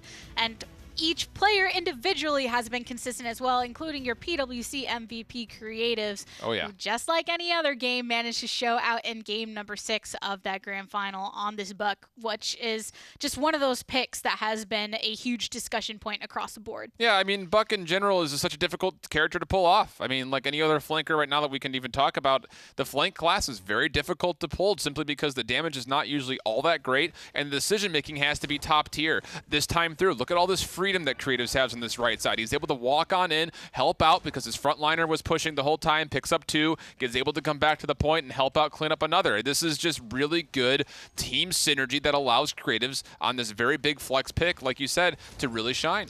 On this particular push, it was kind of slow at first, payload in the same spot, and then once it got rolling, though, it was rolling really fast, and it was because of his ability. You saw how far ahead of it he was, letting everybody else have that objective focus, and then he and Mutu were putting in work from that aspect. A big play actually in that push, too, was the fact that Lazy stayed mounted, went the entire left-hand side, and then came up behind Random Noob. If Lazy doesn't get that playoff, I don't think they get that push, simply because after that, yes, Lazy dies, but Mutu and Creatives got free reign of the high ground for that play. So again, it's not just the single player, it's those little moments that these flankers can capitalize off of, and Creatives really showed that off. Well, and you're talking about that high ground. When it comes to Serpent Beach, that is a huge part of that push. It's can the defense get there early and not let anybody else come through there, or can the offense try and get some kills, clear it out, post themselves up there, and then dominate it for the rest of that push? Yeah, and dominating the rest of the push they did. It's hard to take anything away from Na'Vi, but at the same point, you look at how Envy kind of does not able to turn the tides.